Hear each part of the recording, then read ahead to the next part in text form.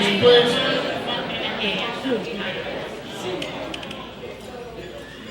All right, one housekeeping thing to get out of the way first.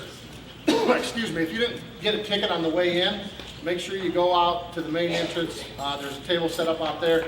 You can get your ticket the way in. You'll have to give them a ticket to get through the buffet line. So, good afternoon, ladies and gentlemen. Welcome to the 7th Annual Ohio Chapter of the National Wrestling Hall of Fame. For 7 years, we've been recognizing individuals who have brought acclaim to the state of Iowa, or the state of Ohio, excuse me, and kept the sport of wrestling. I can't help it. It's been happening for years. It's been happening for years. Sometimes I'm giving a recruiting speech and UNI still comes out. It just happens that way. This year we are adding 6 individuals with the 45 individuals already enshrined in the Ohio chapter of the National Wrestling Hall of Fame. These 6 individuals have left their mark on wrestling in the state of Ohio. Their contributions to wrestling are so inspiring, so outstanding, that they have had an effect on the history of wrestling in the state of Ohio. I'm proud to be a part of this organization. The biggest reason is because of the people involved, the team, the family, who have been assembled to put this all together. With that said, I welcome you. I thank you to sit back and relax and enjoy these 6 great individuals that are being inducted into this year's class.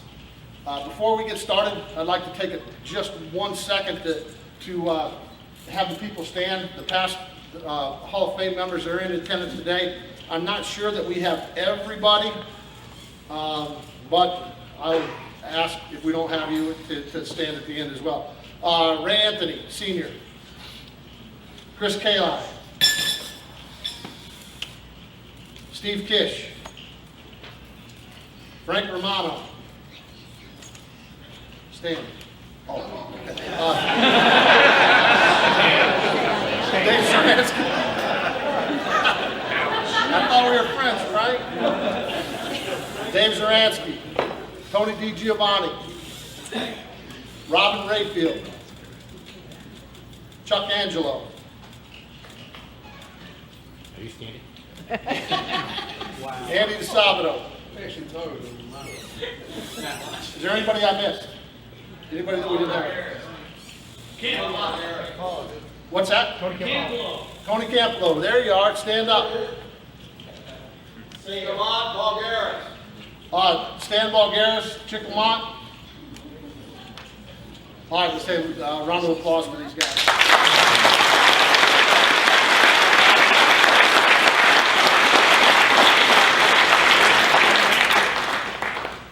All right, last but not least, Krista Graff is here today. She's from the National Wrestling Hall of Fame, Director of State Services. Could we have you stand quick? We're pleased to have her with us. Give her a hand as well.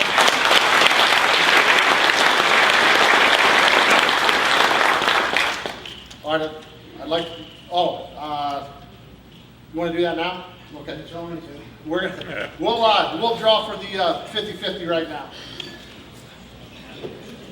And we have what, 140? We got 282, so it's 141 each. So thanks if you got one, and good luck. All right, mine's taped to the bottom. All right, the last 4 numbers, our last 3 numbers, 042. 042.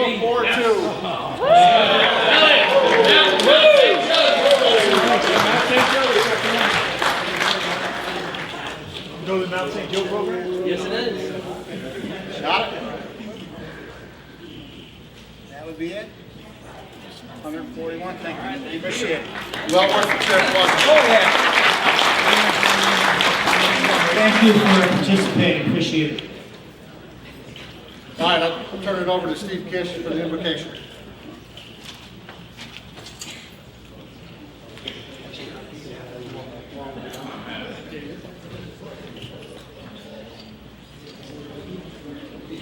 Before having prayer, I do want to apologize for Joel saying Iowa instead of Ohio. And also, it wasn't a mistake not having Tony Campbell stand. At this time, please bow your heads.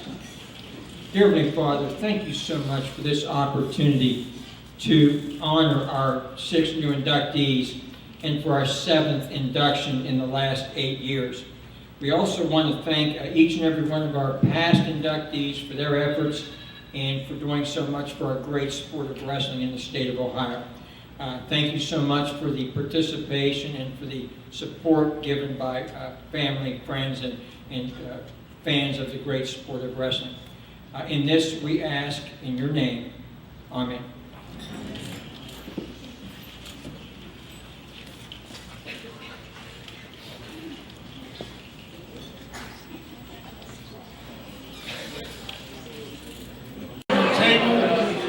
Escort you out to the hallway to get the food, come out back in. I see they're starting on our left. So be patient and enjoy yourself. Before we get started, I'd like to take a minute just to introduce the Ohio Chapter Board of Directors for the Hall of Fame Committee. If they could just stand real quick and stay standing until everybody's done. Ray Anthony, Dick Bonacci, who couldn't be with us tonight, Andy DeSabato, Joel Greenlee, Steve Kish, Gordy Longshaw, Robin Rayfield, and Stephanie Mendelson as the treasurer. We could give them a round of applause.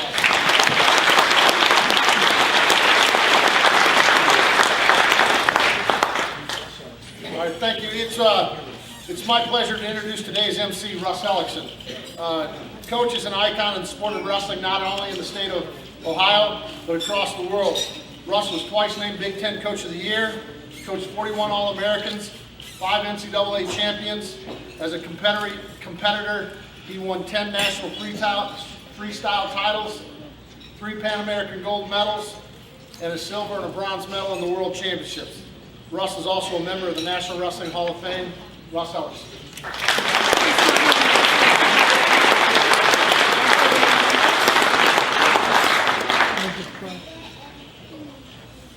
As I start tonight, I also wanted to introduce Lloyd Keyser, a distinguished member of the National Wrestling Hall of Fame.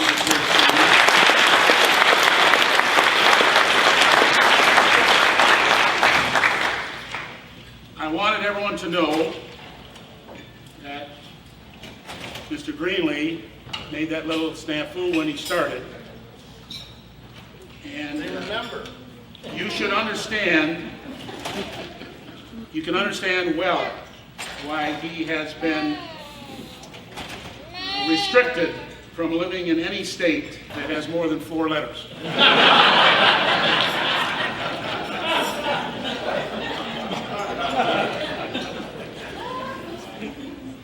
My life is a lot different now that I'm retired. I've been retired for about 11 or 12 years from a sport that I love, a sport that we're celebrating today.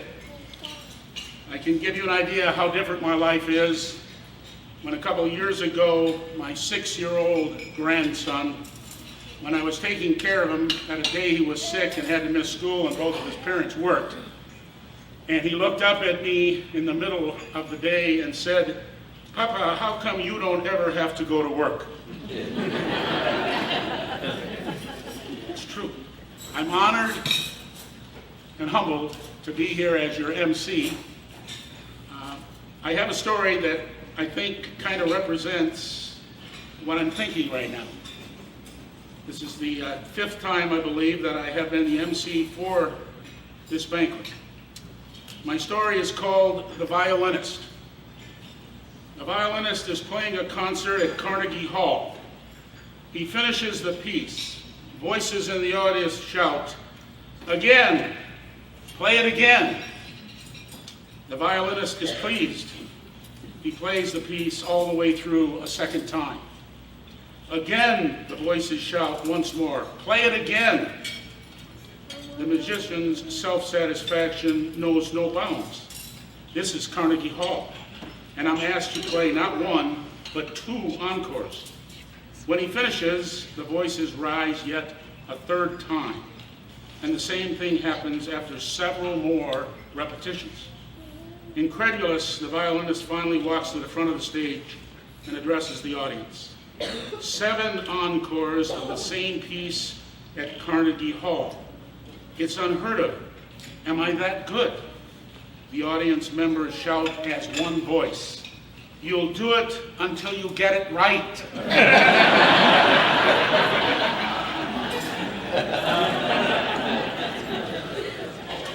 Before I came here today to be your MC, my wife Nancy told me this: don't try to be too charming, or too witty, or too intellectual.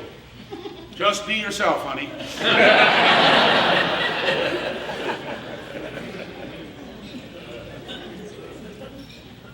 We are here today to honor individuals who have made wrestling and wrestlers better. These men did not choose to excel in wrestling to be honored, but they have honored us all by excelling. They have worked a lifetime proving that leadership is not a position, but an action. Young athletes many times stand on the threshold of greatness in want only of the wisdom and love and direction from an unselfish soul who lives a life driven to change others. We are honoring 6 of those unselfish souls today. Thank you to these men who live lives that gave so much purpose to others. They structured their lives to provide structure and meaning to so many. They tested resolve, molded character, and taught reality for decades so that others would find their reach extended far beyond their grasp. There is nothing more powerful in our human universe than influence. We thank all of them for sharing their lives in our wrestling world. Our first inductee today is Patrick Galbincea. By the way, in the program, you notice he looked pretty good when he was young. Coach G tried to get his picture in there twice and it worked. The family should know that we are correcting the program. Mistakes happen. We'll make sure you get a corrected one, and we're going to replace Coach G's picture with yours twice.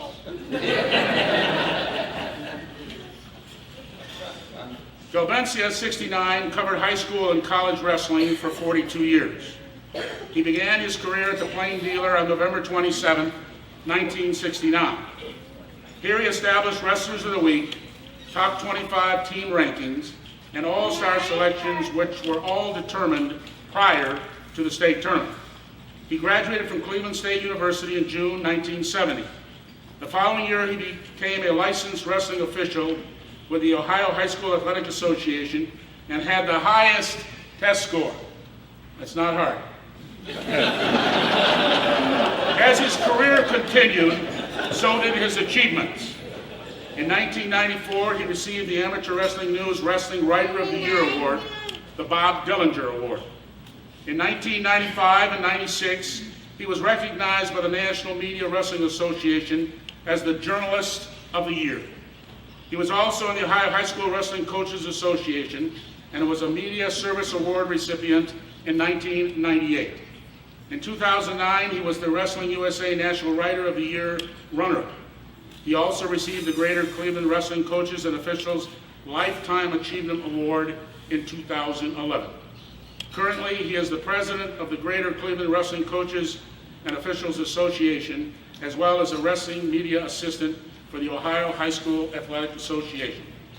Please join me in honoring Pat Galbincea as a recipient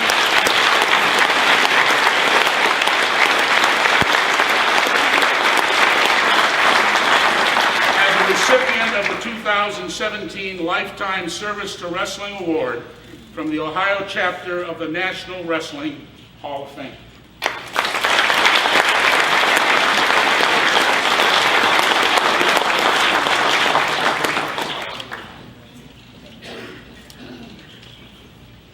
First, I have to say this is an overwhelming honor because, first of all, I know there are not too many writers and journalists in the National Wrestling Hall of Fame.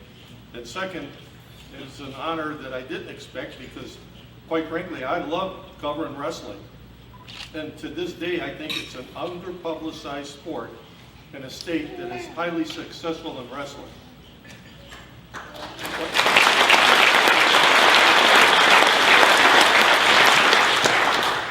Now, to be honest, I was a high school basketball player, so you might wonder, how in the world did I get interested in wrestling being a basketball player? Well, back in the 10th grade, I got appendicitis, which today is a nothing in and out procedure. But back then, I had to spend a whole week in the hospital, and I could not come back and play basketball. But I used to, in study hall, and I don't know if they still have study halls in school anymore, but where you could get your homework done before it took going home. But I used to, when I got it done early, make pretend articles about different subject matters. And so I thought to myself, well, if I can't play basketball, maybe I can go up to the journalist teacher and ask to cover the basketball team, which she said no, because we already have a basketball writer. But she says, we have good wrestling here at John Marshall. Talk to Coach Gibbons and then come back and tell me you don't want to cover wrestling. So I agreed. I went to Coach Gene Gibbons, who is a charter member of the Ohio Wrestling Hall of Fame and a national champion in Michigan. And I found him in the hour and a half that he gave me a cauliflower ear talking about the sport to be one of the most interesting people I've ever met. And I got to learn one thing, that wrestling is not just brute strength on brute strength. It's like a chess match, and every hold is a counter hold. And that piqued my interest. And that's how I got interested in the sport. And I did, the more I covered it in the high school, the more I got to like it. And the less I got to like basketball, to be honest. And the fact is that I thought to myself, well, boy, you couldn't learn from a better guy than Gene Gibbons. Well, I could, because then I went to Cleveland State, and I became the sports editor of the Cleveland State Cauldron, and I decided to cover wrestling there, and met Dick Bonacci, who I think is one of the most underrated coaches you'd ever want to meet. Like Gibbons, he was humorous, and I find that most coaches have a great sense of humor. And he taught me what to look for in a good wrestler. His main purpose, he said, look for what a wrestler does well. He says, because that's what we do as coaches. We look for something that a wrestler does well, and then when we see his weakness, we try to eliminate the weakness while emphasizing the strength. So that gave me a good eye, which I really needed, since the sports editor, the Plain Dealer, when he hired me, said that I want you to pick the all-star team before the state tournament is over. And let me tell you, that's not an easy thing, but with the trained eye that Gene Gibbons and Dick Bonacci gave me, I think I was successful in that venture. Then I learned a lot about officiating because Vince Bertucci, who was the head of the officials for many years, like Ray is now, Ray Anthony, and Al Carroll, who was secretary of the Greater Cleveland Wrestling Coaches and Officials Association for 50 years, got me interested in officiating. And I obtained a license just so I knew what these guys were doing.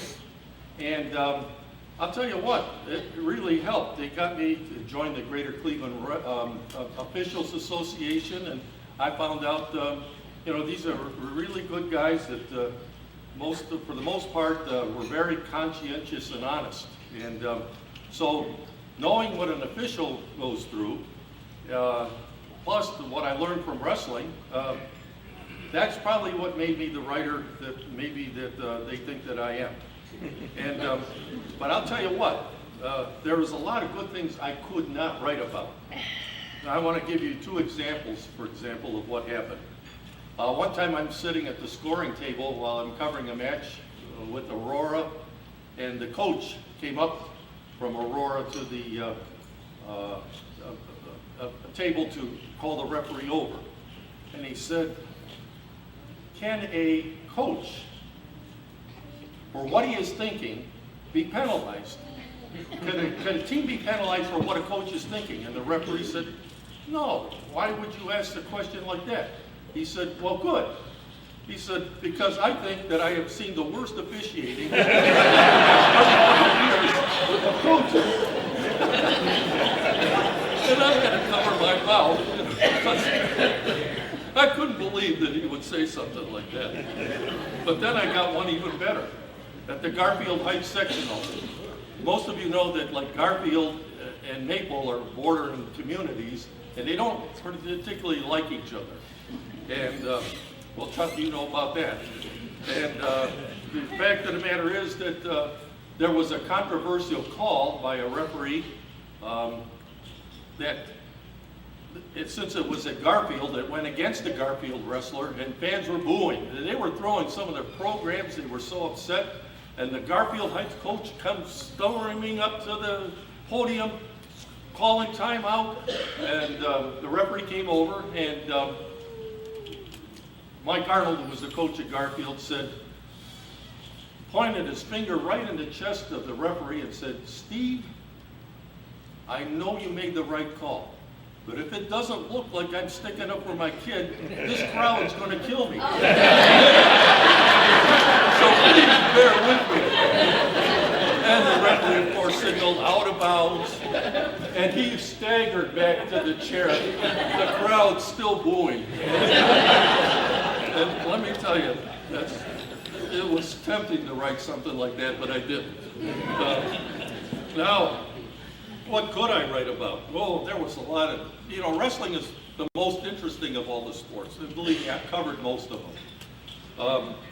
One of them was a district change from which Walsh Jesuit, team that was very powerful in the 90s and early 2000s, they had a colorful coach named Bill Barger. And they were the premier Division I team along with St. Ed's back then.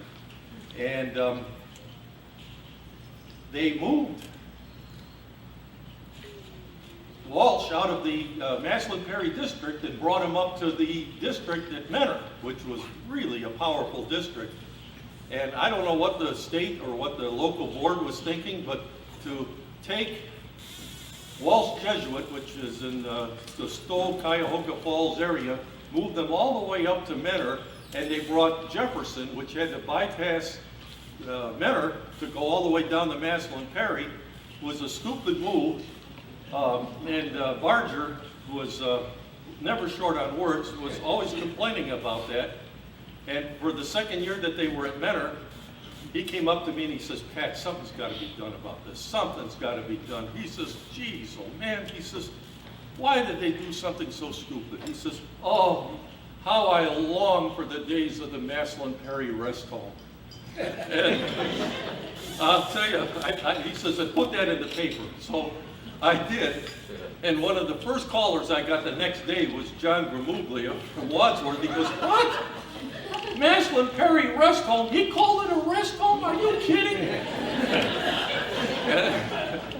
And only in wrestling would you get a quote like that from a coach. I think, people have asked me, what's the greatest match you've ever covered? What was the greatest upset? Well, it had nothing to do with actually high school or college. The greatest match that I ever covered that I thought was an upset was when Gene Gibbons brought the National AAU tournament to Cleveland. And Wade Chalice was going to be one of the wrestlers there, and Wade Chalice, to me, was probably the best pinner I've ever seen in college wrestling. This guy could pin anybody. He had, well, I don't know if they changed the name of the hold, but they called it a head-in switch. He would stick his leg out and dare you. Put his hands, he was so arrogant, he would put his hands on his hip, stick his leg out, offering like bait to a shark. And wrestlers would try to get that single in, and he'd pin him 12 seconds later. He was that good at that hold. But in this tournament, of course, I was able to do a special feature on him because he was primarily the best wrestler in the tournament. He had just won, the only Americans to win the Treblinski tournament, the prestigious Treblinski tournament in Russia. And so he was coming there off his greatest conquest. And then he reached the finals match and he was wrestling against a guy named John Hall. I knew nothing about John Hall. Nobody knew anything about John Hall. Who was John Hall? Well, John Hall was good enough to beat Wade Shallis 6-1 in the finals. Utterly upsetting victory, like I couldn't believe. Nobody could believe it. But to this day, you know, even after talking to him after the tournament, I don't think he did much after that. He never sought the national limelight, but I'll tell you what, a week later, I got a letter from Johannesburg, South Africa, and I thought, are you kidding? Johannesburg? Why would they write me at the Plain Dealer? Well, it was his brother. And his brother said, thank you for that good article on John Hall. He says it was the best article I've ever seen. I showed this to our sports editor, and he says, Pat, the Plain Dealer has a national impact, not just a local impact. So, well, I didn't know that people would subscribe to it from out of state just to read the wrestling. So, I'll tell you what, that moved me. The only other thing I want to mention about journalists is you never get a no comment from a wrestler or a wrestling coach. You will get that in any other sport, but you will not get it in wrestling. The closest I've ever come to a no comment was the year at the state tournament that Steve Vaughn, or Jonathan Vaughn, who was a state champ at St. Ignatius, was going for his second state title against Clint Musser of Walt Jesuit, who was seeking his third state title. Now, if any one of these two wrestlers would have moved down a weight or moved up a weight, they would have both succeeded wrestling, but neither one of them wanted to switch weights, so they had to go against each other, and the previous 3 times the matches were close. But in the finals, Steve Vaughn cleaned his clock, 7-1. And I mean, he beat him bad. And of course, Jonathan was ecstatic about, talking about his victory. And then I saw Clint sitting on the sidelines, hands over his face, and I tapped him in the foot. I said, Clint? And he looked up and he said, Pat, I don't want to talk now. I says, okay, I'll catch you later. And he goes, no, I don't want to talk. He says, I feel like such a fool. He says, I should have saw this coming. I had no idea that he was going to change his strategy against me. I had no idea, no clue that he was going to do something different. And then for the next 15 minutes, I never asked a question because he kept talking and talking and talking. And when he was done, I said, well, Clint, when you feel like talking, let me know. And I'll come back. So I'll tell you what, this is truly a great honor that I take very seriously. And it's a great honor because it's given to me by great people, and that's what you find in wrestling, great people. Thank you.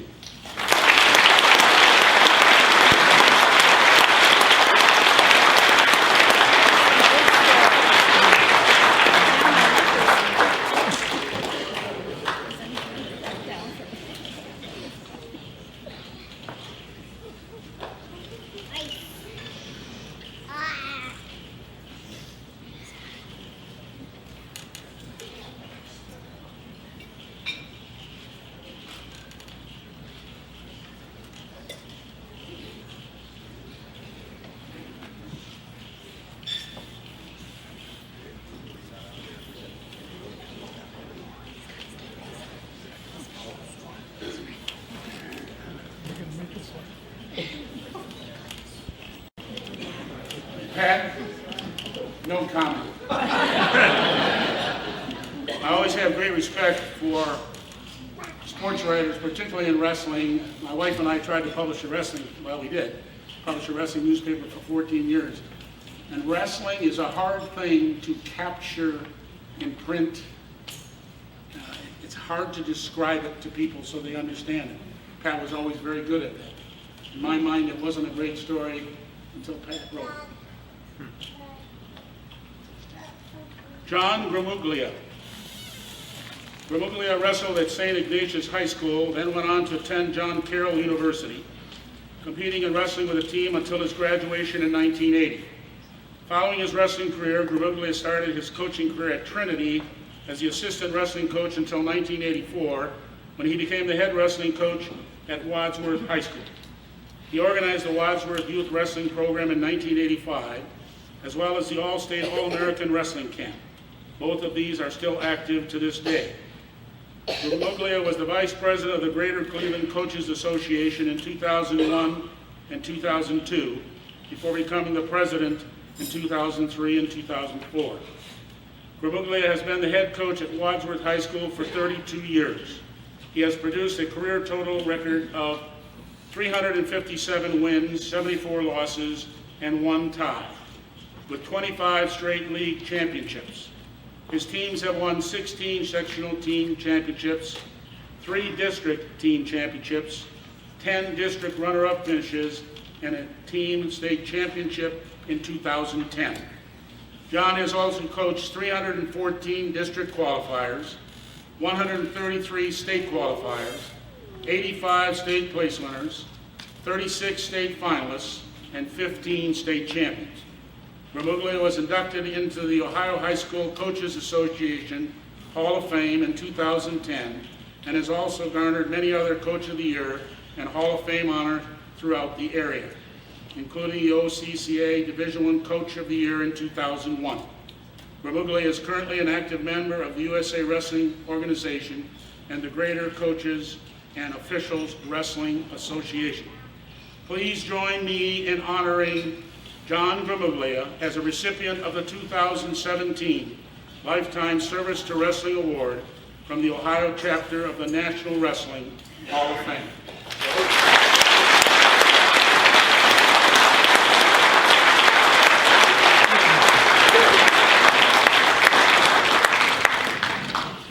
Wow. Looking out over here, just a different view from here. It's pretty good. Feels really great. What an honor. I'm really humbled by all this. You know, I don't like a lot of fanfare, but I do whoop it up once in a while. You know, have some fun. We had a lot of fun last night. The biggest thing about this whole thing is that the whole family came. This might be tough to get through, but I'll concentrate a little bit more. First of all, congrats to all the new Hall of Fame inductees. What an honor to be a part of this class. And then the past inductees, just what a list. I'm truly honored. Special thanks to Joel Greenlee and the rest of the Ohio chapter board who's responsible for this awesome weekend. They do it right. They really do. They treat you first class. My brother would say, they treat you varsity, not JV. This takes a tremendous amount of work, tireless effort, a lot of planning. Again, thank you guys. I'm here to accept the Hall of Fame, National Hall of Fame induction on behalf of the entire Wadsworth community. We have so many tables. Let's just all whoop it up a little bit, Grizzlies. Let's whoop it up.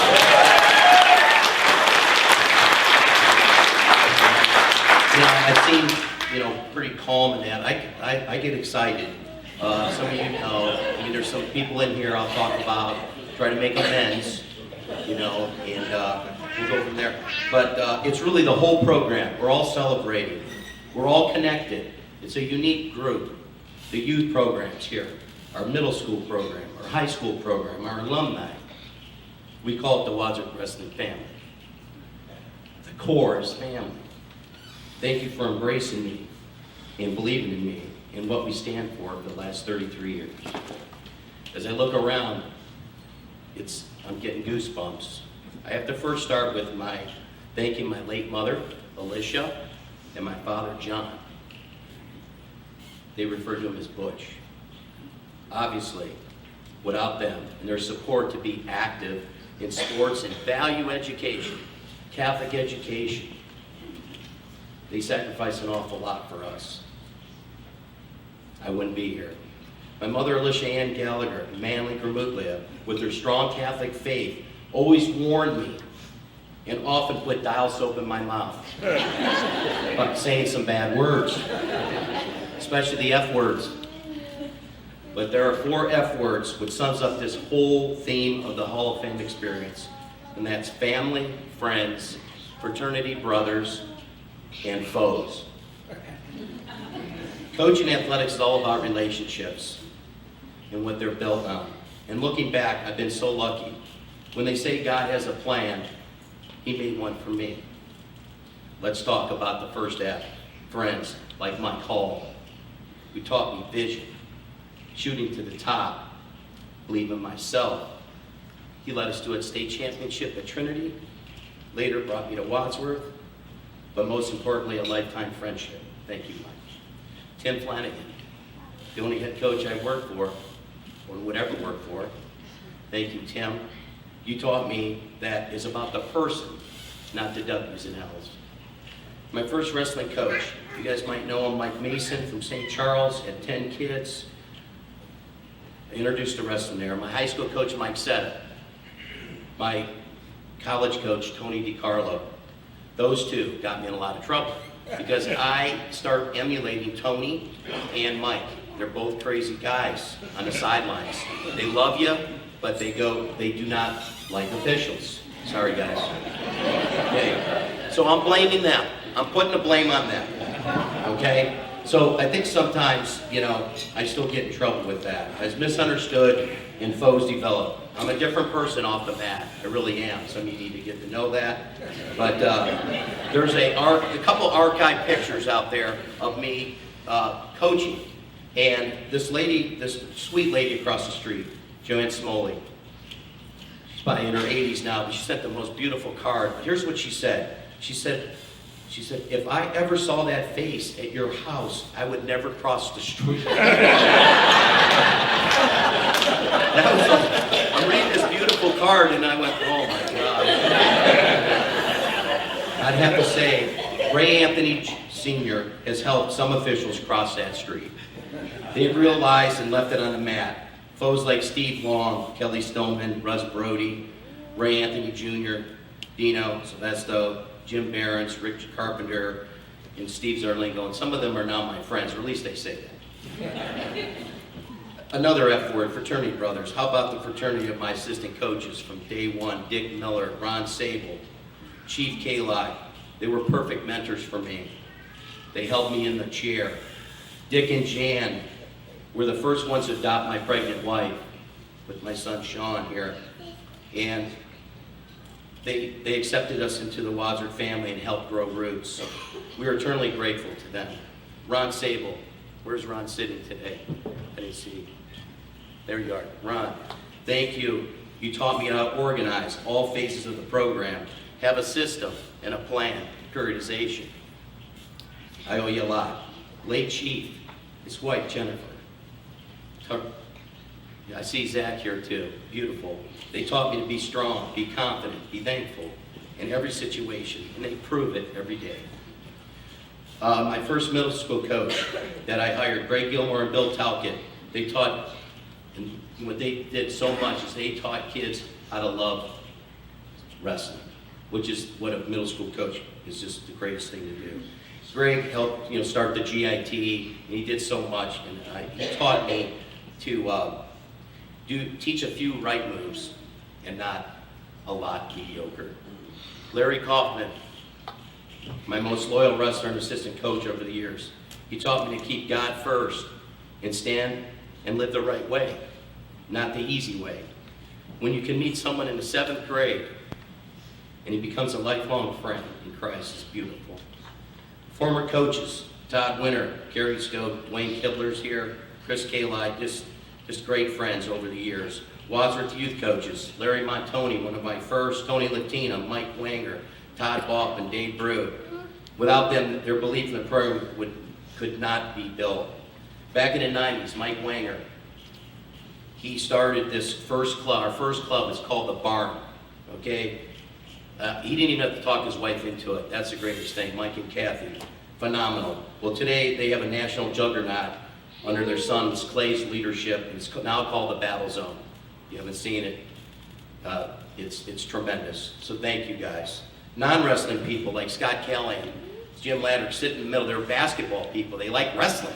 You guys are beautiful, I'll tell you. Scott, he's always there to listen and hash things out. Great leader. Joe Trebet, Hall of Fame track and gymnastics coach, who never wavers in his convictions to doing it the right way and doing it with excellence. Some other friends that shared wisdom over the years, Mike Winkler, Kurt Creswati, Mark Carr, and Ron Jones. They just always They keep me humble. Thursday night friends, I'm not allowed to mention their full names. Paul, Barry, Roger, Joe, Mike, Dale, and Chuck. Other coaching fraternity brothers. These are people, we call them the Big Six. Okay, Greg Gerber, St. Ed's, Jeff Jordan, Paris Graham, Bill Barger, Walsh Jesuit, Dave Riggs, Maslin Perry, Tony DiGiovanni, Solon, and Rob Rayfield, Delta. I mean, just to be coaching with them, coaching against them, they're already in the Hall of Fame. They're way above me. It was just great. You guys taught me so much. I just emulated your guys' program, and the rest took place. Press media friends, believe it or not, Galbincea. We've had some good friendships, good talks over the years. I never had a no comment, correct, right? Tim Rogers, Brad Bonamart, and Tom Skurnovich. Thank you guys for loving wrestling. It means a lot, and your passion showed up in words. Some of my past wrestlers, Bart Randolph, Rick Wheeler were my first state placers. Matt and his brother Rex. Little story about Bart. You guys probably know Rex Holman. Well, Bart was my first finalist back in '86, and I'm just, I can't even believe we're in the state finals. We're wrestling this little redhead from Upper Arlington. I go, you beat me every day. Just like that, beat this guy. Well, this person happens to be a national champ, freestyle Greco. I tell Bart, my first year coaching, go upper body. You can beat him. Of course, that did not work. Sorry, Bart. I hope I'm a little bit better coach now with some strategy. But still, I do screw up sometimes. I'm admitting it. But that's kind of a funny story. Obviously, it didn't work out for Bart, but he had great things after that. Bobby Jones, my first state champion, Wadsworth's first modern-day state champion. He laid the groundwork for 15 more to come after him. After 52 years, there was a gap between a state champ at Wadsworth and Bobby Jones. And Bobby believed in us. He broke the threshold. He paved the way for the future. We owe him a lot. Thank you, Bobby. Brad Squire, our first freshman state champion. He was a former captain of our 2010 team. When he was a freshman, we got beat by St. Edward 63-3. He was the only one to win. 4 years later, he taught everyone how to beat St. Ed's. And that's with respect, I say that. Congratulations, Brad. Thank you for leading us. And then there's so many other Wadsworth greats. I know, I just have to say some of these. Sean Waters, Dave Lance, Chris Williams, Sheldon Brandenburg, Mike Kali Jr., Joey and Zach Kali, Pete Clausen, Jason Joy, Dave Crawley, Sheldon Brandenburg, Chad Gilmore, Clay Wanger, Ben Bazzelli, and so many more. It go on. We're real proud to have a Cornell star right now, Noah Balkman wrestling there. We have a Naval Academy, Matt McMillan, and we have an Air Force Academy, Cody Surratt. So we're very proud of them. And then on my present coaching staff, you can't get any better. And put up with me. Come on. And you guys, some of the assistant coaches, that's why they're not still my assistant coaches. So they're my friends. But these guys, Clay Wanger, Matt Hume, Matt Charla, Nick Ranella, Greg McElroy, Larry Kaufman, Jason Joy, Jason Freed, Timmy Nipple, and our team doctor, Nick Pappas. Just thank you guys. Administrators, I see them here today. They're sometimes my foes, sometimes my friends, and sometimes some other names. But administrators have stuck with me, really, when it isn't easy. This is a tough time, and they stick with me. My first AD was Laurel Mast. He still sends me handwritten cards. He's old school. Handwritten notes every year. Good luck. He told me my first day, when he interviewed me, he said, listen, you only have to win one match. What are you going to do? One match. Well, we won our very first match. And he goes, well, now you got to win the second one. But it's just great to have him part of it. Anthony Paulia, Ron Jones, Tom Cranston, Lance Kearns, Dale Forder, my present day Steve Moore, Chris Sieber, Rich Berlin, and our superintendent now, Dr. Hill. Great support. Wadsworth's a special place. It really is. It's so unique. And I know some of you guys have your special places too, but Wadsworth is. Another, that word is family. My sister-in-law, Donna, brother-in-law, Martin, who always find time for supporting our family. helping in any way. They come all the way from Boston, all the time, to support us. We'll go up there. I'm so grateful and want to thank you personally for all you've done for our family. Now to my sister. My sister, the matriarch of the family, Mary, who taught me leadership. She was my first peer to do that. My favorite sister, Lee. Now I'm going to get in trouble. Lee, who has the biggest heart. And the baby of my family, she still likes that, Maggie, who is the most stubborn but taught me forgiveness. Sisters who love you so much. Great story. I get kicked off to the school bus as a 9th grader. Believe that? Because of my mouth. Off the bus. We're 5 miles from home. My 2 sisters are on the same school bus. Throw dollar bills out the window. Okay? So I can get home on a Metro bus. I gotta come clean, sis. I never used that to Metro bus. I walked all the way home. I think I still have those couple dollars. And my favorite brother, and only brother, Patrick, who moved out to California with my family right after high school, went to San Diego State to pursue his dream to be a Marine pilot, who is now colonel for the last 25 years. I have the most respect for you, Patrick.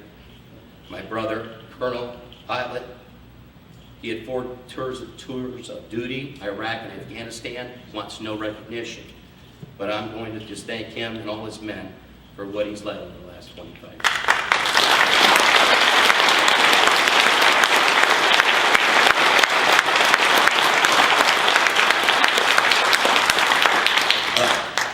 The last time he was in town, we won the state title in 2010. So obviously this isn't like a place that he likes to visit very much. He and Mike Hall were my honorary coaches at the state championship, and they followed us all the way through the whole process. And, you know, my brother's been doing all kinds of, you know, crazy things in his life. He goes, this makes me so nervous. I can't stand it. Are you nervous? Are you nervous? And I'm like, you know, I mean, of course I was nervous, but he was like, this is driving me crazy. We just got to get to the finals. Let's go. Let's go. So I'm so honored to have both of you at this memorable event.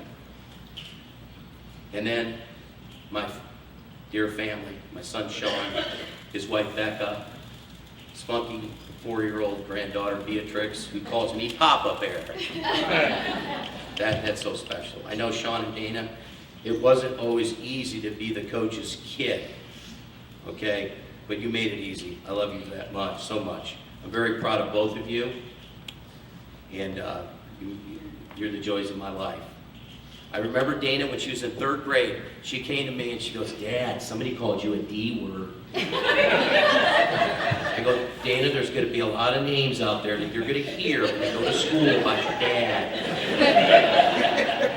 You know, that's when you're in 3rd grade. And I didn't hear anything after that, but I know she was upset. I laughed. I'm sure she's heard a lot worse since then.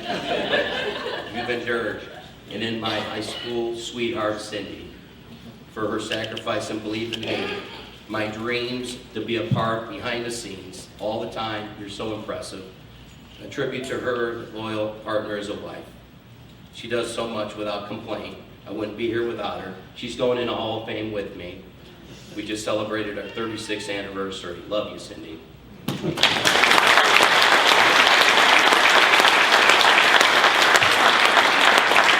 then lastly, when I first started coaching, when it was easy, I thought, you know, I was assistant coach. I was 21 years old for Mike, and we won a state title. I thought, God, coaching's pretty easy. I'm going to stay in it for a while. I thought success was chasing. Then I thought success was being chased. Finally, I learned that success was helping others run the race. One successful formula to run and win the race is in the 4 F's: family, friends, fraternity, brothers, and foes. Thank you guys again.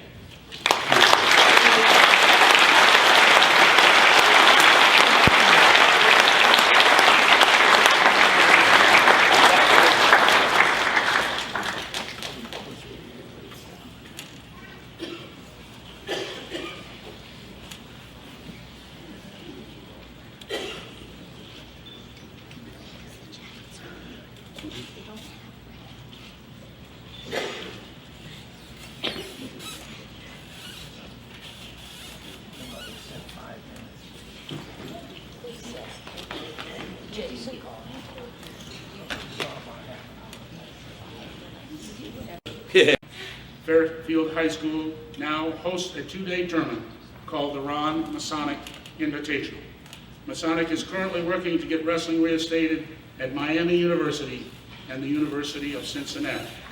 Please join me in honoring Ron Masanek as a recipient of the 2017 Lifetime Service to Wrestling Award from the Ohio chapter of the National Wrestling Hall of Fame.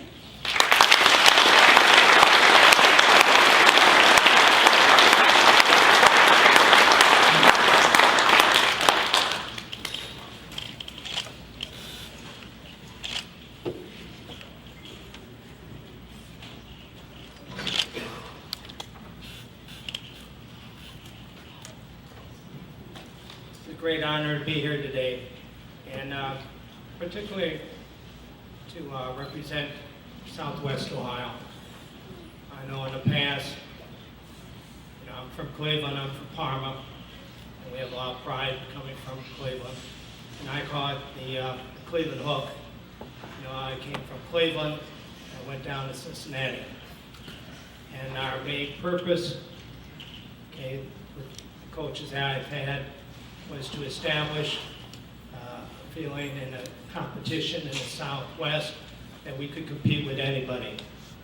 It didn't take long, only some 50 years, but we finally are at that point that we have been able to compete and have kids at the state tournament. And it took a lot of hard work and a lot of pride in the Cincinnati area. We owe a great deal to the coaches from the area, and I'm very proud that I've been able to contribute to the knowledge and the competition in Southwest Ohio. This is a great honor for me, and especially, as you know, as the coaches have spoke here, I can mention hundreds of kids too, and hundreds of coaches. And but it comes down to the fact that you love the sport. And one of the things that I received from my high school coach, Frank Germain, and looking here at some of my former teammates, is mentioned the love of wrestling. I mean, I come out of Ohio and with some outstanding people, Jimmy Links, state champion, Rich Fleming, Jim Florian, Harry Huska. I mean, we've had Brian Brickman. We've had people come out of the Parma situation to really spread it and to promote wrestling, not only on the mats but in the papers and in our actions. I found myself looking for an outstanding coach and to help me. And I looked left, looked right, and I found one, and I think it all starts with your wife. She is my coach. And whenever I have anything to throw by, I always ask her first, is this right? Am I doing right, my decision here?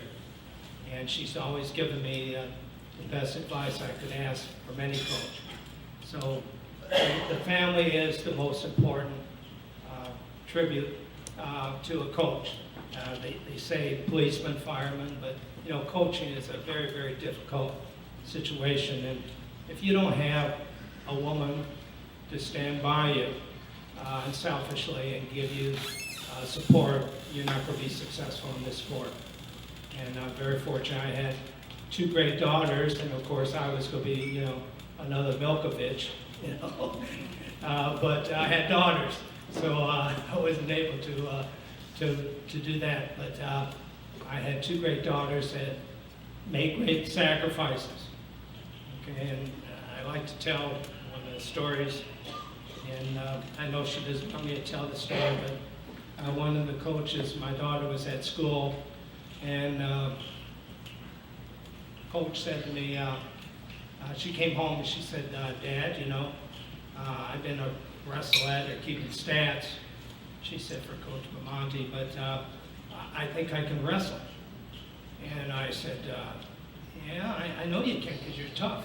I mean, you know, we used to have wrestling matches between her and her sister, and they'd jump out of the couch and tag team, and we'd wrestle.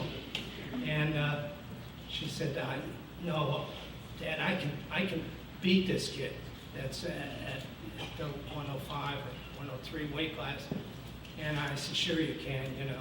And I just let it go. And she came home and she said, Dad, I'm going to wrestle this weekend. And I said, what are you talking about? She said, I beat him, and he was a pretty good kid. I go, well, you better run this by your mother. She's a real head coach. So, of course, Mom put the whammies on that one. But they grew up in a wrestling family, and I was really proud of their support and their sacrifice, because it does take a family sacrifice. Many a times I've been doing camps and throughout the country, and they would never complain, you know. They always knew what I was doing was something that I really loved to do. So the family is so important. And I think I wouldn't be here today receiving this award, coaching some 50 years, if I wasn't married to my wife for 51 years. So I'm very, very proud of my family's support. And I'm very, very proud and honored to be up here today. And I want to thank Bill McGrain for nominating me and supporting me in this action. And all my coaches. I've been blessed to have coaches that were very, very loyal. And it's not a matter of 1 or 2 years. I've had coaches that have been with me 25, 30 years. And that really takes a great deal of love to your coaching staff and loyalty. So some of them aren't here today, but I know they're here in spirit. I'd like to mention some of them anyway. Bob Massey, who was just an outstanding coach for me, and did whatever we asked to do. And Harvey Stansel, okay, Jason Laughlin, who is like a son, and he is now the head coach at Fairfield. I'm so proud of him keeping everything going. And at the same time, I know that Harry Baum is, I was working a wrestling camp at Camp America in Oxford, Ohio, and I think it's probably one of the earliest camps, especially in Southwest Ohio, and we opened it up to everybody. And I was short a clinician, and I said, you know, who am I going to get? And I looked around, everybody was busy, and we had a nice group of young men. So I called on Harry, and Harry was wrestling for Ball State at the time. And I said, Harry, I need your help to help some of these young wrestlers. And Harry got on his bicycle and rode from Ball State all the way to the camp to work the camp for me. And this is a type of dedication and love that you really, you know, have with your coaching staff. So I'm very, very happy to have great coaches. And I've been blessed like everyone, you know, you're the coach, but you have to have the athletes to make everything go. And I was fortunate to have outstanding athletes.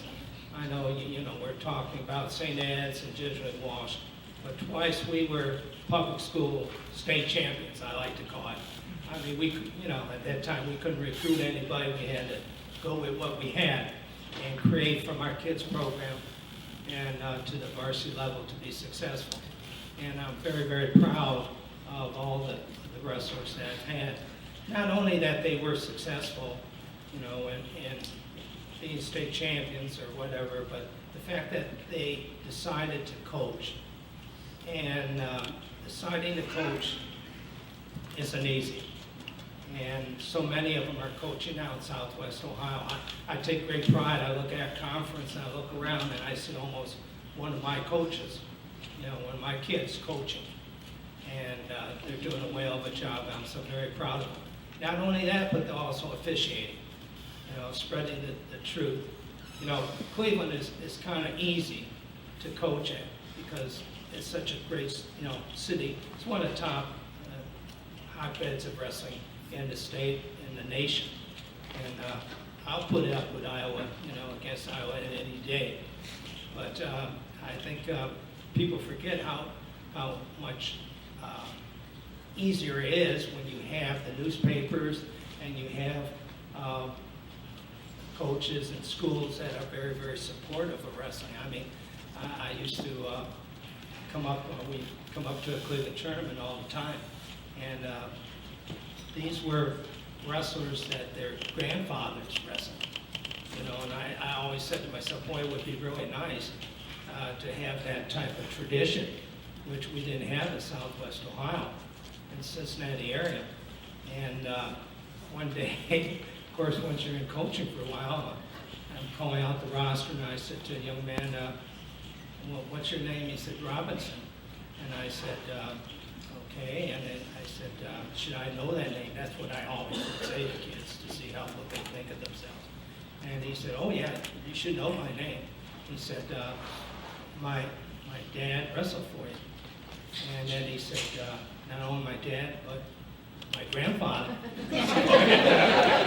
And I go, well, I'm finally catching up to Cleveland, that tradition. Then you have the second and third generations now wrestling. And we've come a long ways in Southwest Ohio, and I'm really proud of that fact. I look back and coming here today was really, I was hesitant about coming. I enjoy the camaraderie, and I'm very, very proud to see some of the faces that have participated in wrestling that I've known through the years. It's like a reunion, and somebody said that it's a fraternity. It is a fraternity. I see Rich Fleming here, who was my teammate in high school. We wrestled all the time. And then in college, Richie was always there.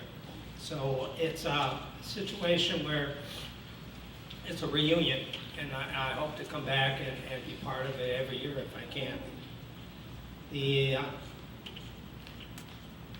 last comment that I like to make is about my high school coach, Coach Germain, Frank Germain.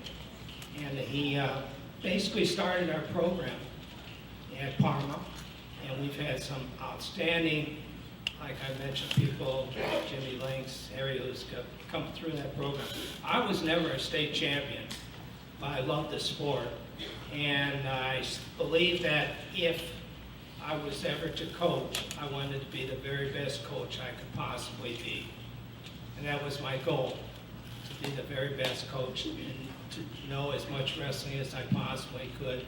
And you just can't, it's such a beautiful sport, you just can never learn it all. And you're always learning from somebody. But one of the things that Coach Germain gave us was the fact that we would love the sport. I was in my wrestling room one day, and I think Coach Stansel came up and said, here's a message from a coach. And I looked at it and I said, oh, it's Coach Germain. I don't know any Coach Germain here in Southwest Ohio. And he said, I put it in my pocket, and I walked off, and the next day I get a telephone call in the library, believe it or not, in the library. And the secretary said, Coach, you have a call from Cleveland. And so I answered it, and I said, hello. And one word, he said, Ron. And I said, Coach.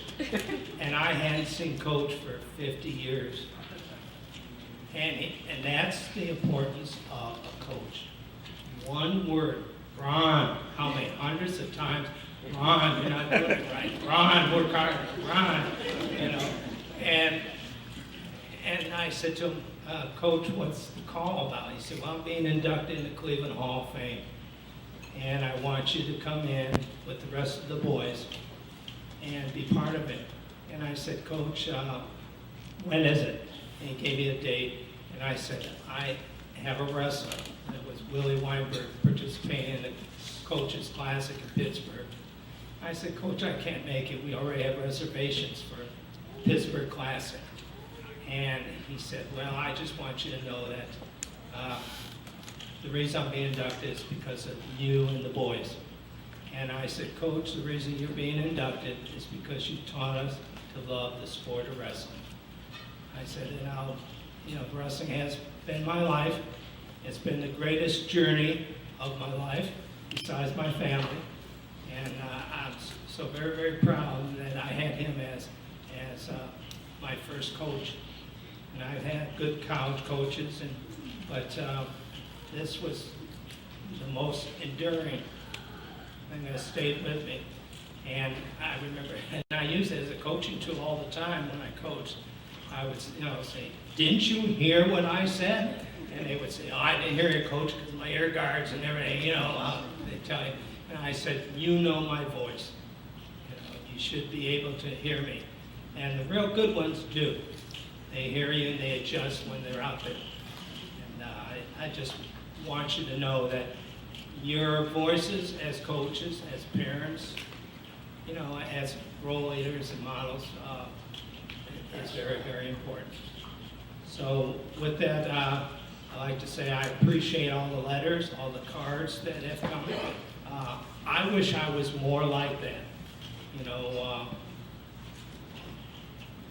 My wife is, thank goodness. That she'll send the cards, she does the etiquette and the right thing. But I'm very, very fortunate to have people that have sent me cards and thanking me, and when I see it comes from Cleveland, I know it means a lot. And I'm sure they're proud and I'm proud, I'm always part of Cleveland and I'm also part of Cincinnati. But most important is that I'm part of wrestling. Thank you very much.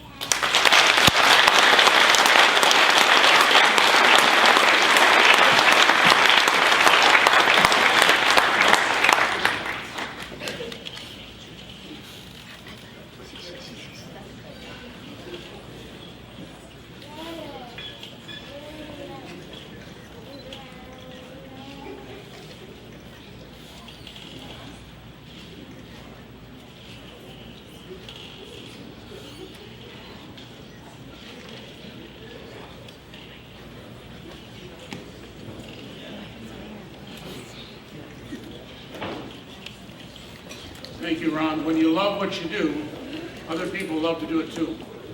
Living proof of that. Dick McCoy, until 1972, where he earned first team All-City honors.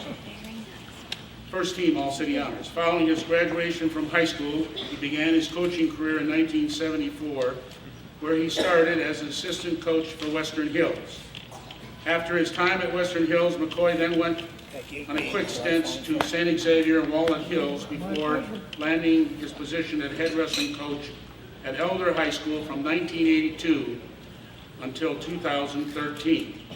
During his coaching career, McCoy garnered 233 wins, 87 losses, and 4-tie record at Elder, 7 league titles, 5 city championships, 15 sectional team titles, 3 district team titles, 308 district qualifiers, 101 state qualifiers, and 3 state champions and 9 finalists. McCoy received the Ohio High School State Coach of the Year Award in 2008, Ohio High School Athletic Association Sportsmanship and Integrity Award in 2012, was a 5-time Cincinnati Enquirer Coach of the Year, 11-time Conference Coach of the Year, and was inducted into the Ohio High School Wrestling Coaches Association and the Ohio Wrestling Coaches Hall of Fame in 2007 and 2014. McCoy has also been a Southwestern Ohio Wrestling Coaches Association member and officer for more than 30 years and has been a high school wrestling official for more than 20 years. Please join me in honoring Dick McCoy as a recipient of the 2017 Lifetime Service to Wrestling Award from the Ohio chapter of the National Wrestling Hall of Fame.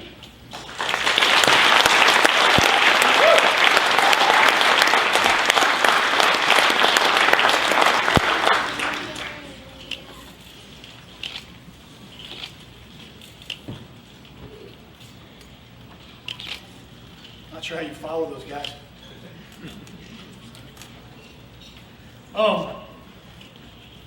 This is going to be a little tough, but you got to come up with a theme when you're going to speak.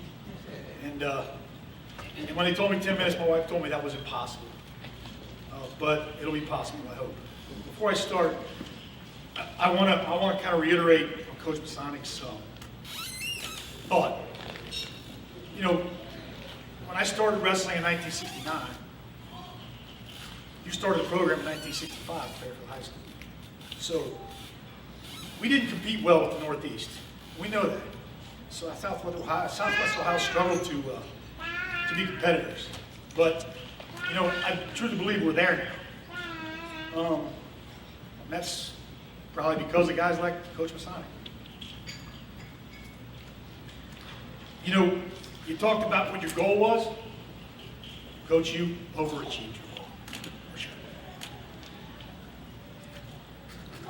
Two guys coming from the Southwest that I share this with are Gary Wise, who's a very good friend of mine, and Coach Masanek, who will always be Coach Masanek to me, or Coach. I was a competitor when he was a coach. That's kind of crazy. I'm 63 years old. So, not that you're old, Coach. I'm not trying to say that. But when you heard the record, you heard 4 ties. Those 4 ties were against Fairfield High School when I was a coach. And Coach Masanek laid the groundwork, along with coaches like Coach Schott, Coach Murphy, and other people down in Southwest Ohio that enabled myself as a wrestling coach to take it to another level, know what it took to build a great program. So, Coach, I want to thank you for that. First of all, I want to obviously thank the National Wrestling Coaches Hall of Fame College Chapter Committee, Joe Ridley, for even considering me for this great honor. I mean, honestly, back in 1969, I was a 5 foot tall, 100-pound, what I thought, basketball star. Western Hills High School.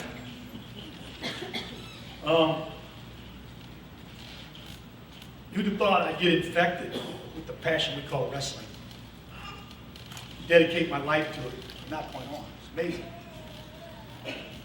Since that time, I've been a competitor since 1969, or a coach, or an official in the sport for 48 plus years. So obviously, sport has been my passion in my life. So what do I talk about? I don't think I should talk about me. You can read what you want in the bios.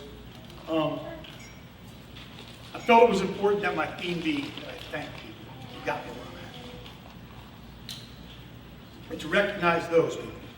And I'm not going to be able to recognize those people like Coach G did, because names aren't good, and I'll forget somebody. So if I forget you, it's not on purpose. But you are included in the groups that I'm going to recognize. I think you need to understand that. So that's going to be my theme. What I'm going to start with is this. Yes, I thought I was a baseball and basketball star when I was 15 years old and 5 foot tall and 100 pounds.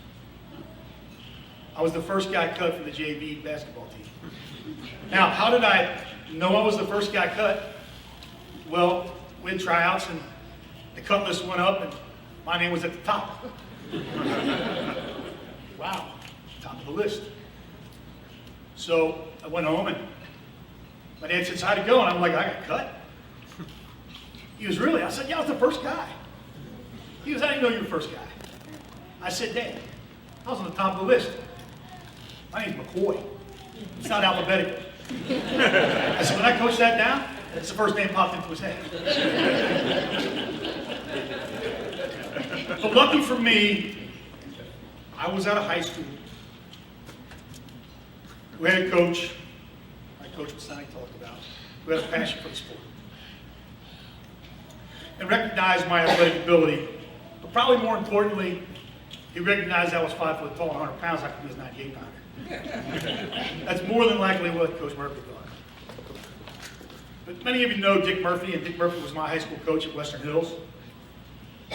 And what I truly owe to Coach, it's a thank you to him, and I know he's not here today because he's with grandkids, but I owe him my passion for the sport because he brought it to practice every day, every single day. One of my teammates, Ralph Spence, is here. He knows what I'm talking about. I mean, sometimes, as Coach said, we didn't like Coach Murphy. Maybe a lot of days we didn't like Coach Murphy. But that's when we were 15, 16, 17 years old. You know, when you're 35 years old, you understand what that means. To come every day and give it what you got. Because that's what you got to do in life. You got to get up and go to work, and you got to get everything you got. So I thank him for getting me started. The next group of people I want to thank, and this is important, I want to thank my children. You know, everybody in here that has children who coached, they get this. You know, they endured winters when I was hardly ever home. I mean, practice. You know, and I didn't teach high school. I worked outside of school and coached wrestling. So I had a job, and then I had wrestling. So, you know, my job entitled going to work every day, and not that teachers didn't have jobs, they did. But, you know, they were in the building, I was not. So I had to travel to the building. You know, and they endured being part of what Coach called family. Family's important. It's important to me. Talk about it all the time. My family and my children are important to me. I was lucky enough to be able to watch them compete in just about every sporting event they competed in. It was enjoyable. I was also lucky enough to be able to coach two of my sons in this great sport. And, you know, I talked to other coaches that did that. Sometimes they had difficulty with that. I have to be really honest. It wasn't hard. It wasn't hard because they were hard workers. And they weren't afraid to come to practice every day and give everything they had. So for me, it was simple. Being their high school wrestling coach was just my job. Being the wrestler was their job, and they got that. So we shared a passion together that was special every day. At least it was for me. I hope it was for them. So my thank you is to Todd, my oldest son, Aaron, my daughter, and Bradley, my son. Love you guys more than you'll ever know. Next group of guys is the coaches. I want to thank the coaches that I coached with and the coaches I coached against. I mean, you heard the word fraternity already a couple times. That's a family and fraternity I used in my practices on a daily basis. Because wrestling, outside of any other sport, in my opinion. Now, obviously, it's a captive audience here, so most people in here are wrestlers or associated with wrestling. But I will tell you that there is no other fraternity like a wrestling fraternity. It doesn't matter if you compete against me or you coach with me. Because we get it, what it takes to be great in this sport. It's for men.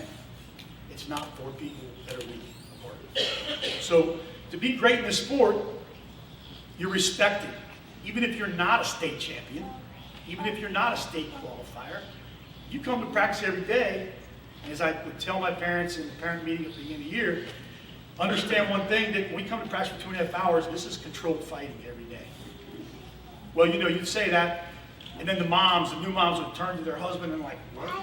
We get our son involved?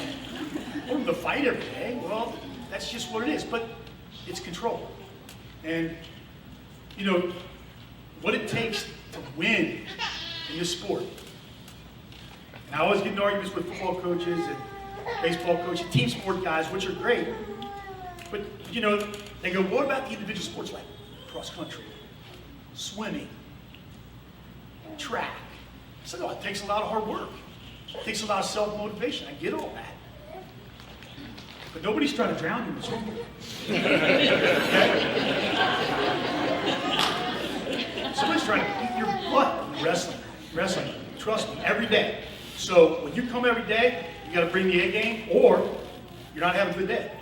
You're going to have a bad day. When you have a bad day, it's not fun because it's humiliating. One thing the sport teaches you is to be humble. And that word's come up a couple times up here. To be humble to get this award, I'm extremely humble. It means so much to me to be where I'm at. But once again, the theme, why I got here and how I got here, were the people that helped me get here. Get back to the coaches. You know, wrestling families fraternity with a coaching families fraternity. They're some of my best friends. Not the coaches I coached with for 25, 30 years. The coaches I coached against for that long, same thing. You know, I'm going to name a couple names. I know I'm not going to name everybody in this room that came up here to see this, but Dave Debelt, who was the head coach at Elder High School when I took over, a tragic thing happened to his life and he had to step down. Gave me the opportunity to be the head coach. He became my assistant. How does that happen? How could you be the head coach of a prominent program like Elder High School, and now you're the assistant? The man did it with dignity. He did it incredibly well. He's been a friend of mine ever since. Mike Mashminster, Jimmy Schultz, they're with me most of the time through my Elder career. And the rest of the assistant coaches who worked under me, for me at the junior high level, the kids level, I mean, you guys are the most important people. We all know, coaches, you're only as good as your staff. I mean, you can't do it all, even though we try most of the time. You can't do it all. So, these guys are outstanding people. They're outstanding, dedicated people. Those are important traits in this sport for sure. I want to thank you guys for that. I want to thank the rest of my family who made the trip. And not all of them could, and I understand that. You know, it's 2 hours to Columbus, I get it. But, you know, family, fraternity, those names, that's going to come up more than once up here. It already has. Especially the ones that are here. My little brother, Keith McCoy, who flew from Florida to Columbus in 2008 to see me coach my first state champion. Big. This was tough. And one who's not here.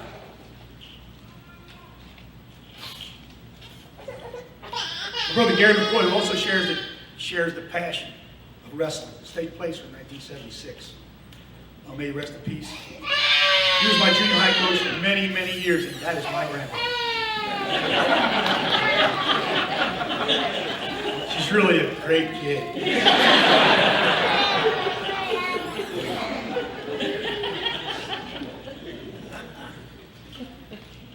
I not only got to coach my sons, but because my brothers were into this sport also, I was very fortunate enough to coach all my nephews through the Elder High School program.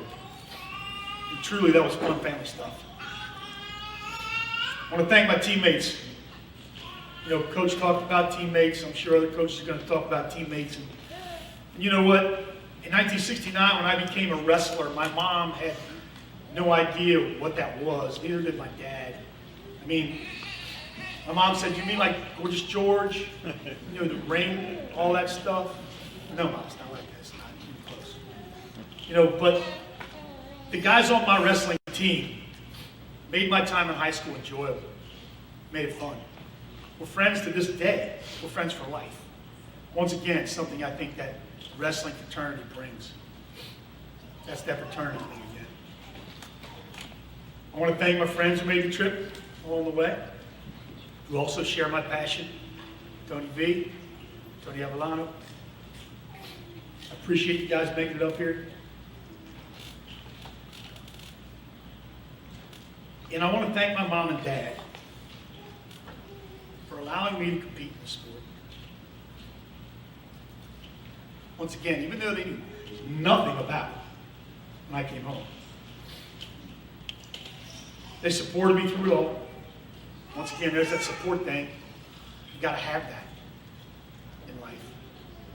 that's missing sometimes with some kids and families. But I am sad that my dad can't be here. He passed away in '99 to witness this.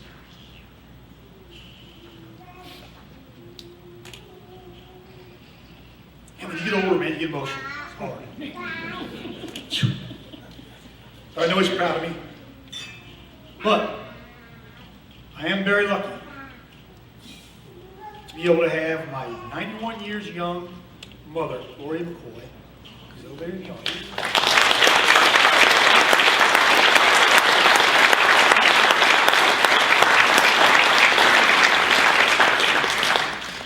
To witness a special time in my life.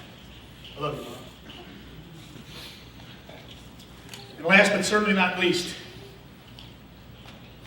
the most important person in my life. I want to thank my wife, Connie McCoy, who's endured 40 plus years of wrestling coaching. And for you wrestling coaching wives, you know what I'm talking about. Long days, late night dinners, maybe some warmed up in the oven. Long weekends away from home, long weeks away from home, while you become a single parent. From November to March, no. Not if you want to be a great program. It's from November to November. So, even in the spring, you're coaching. Even in the summer, you're coaching. Wrestling is your life. Not so badly, honestly. But I appreciate her more than you'll ever know for allowing me to continue to pursue my passion. We call it wrestling. I love you, kind of boy. I hope I didn't forget anybody because it wasn't my purpose. The purpose was just to make sure that I recognize the people who helped me get where I'm at right now. With that said, and I'm trying to keep it under 10. Okay, John.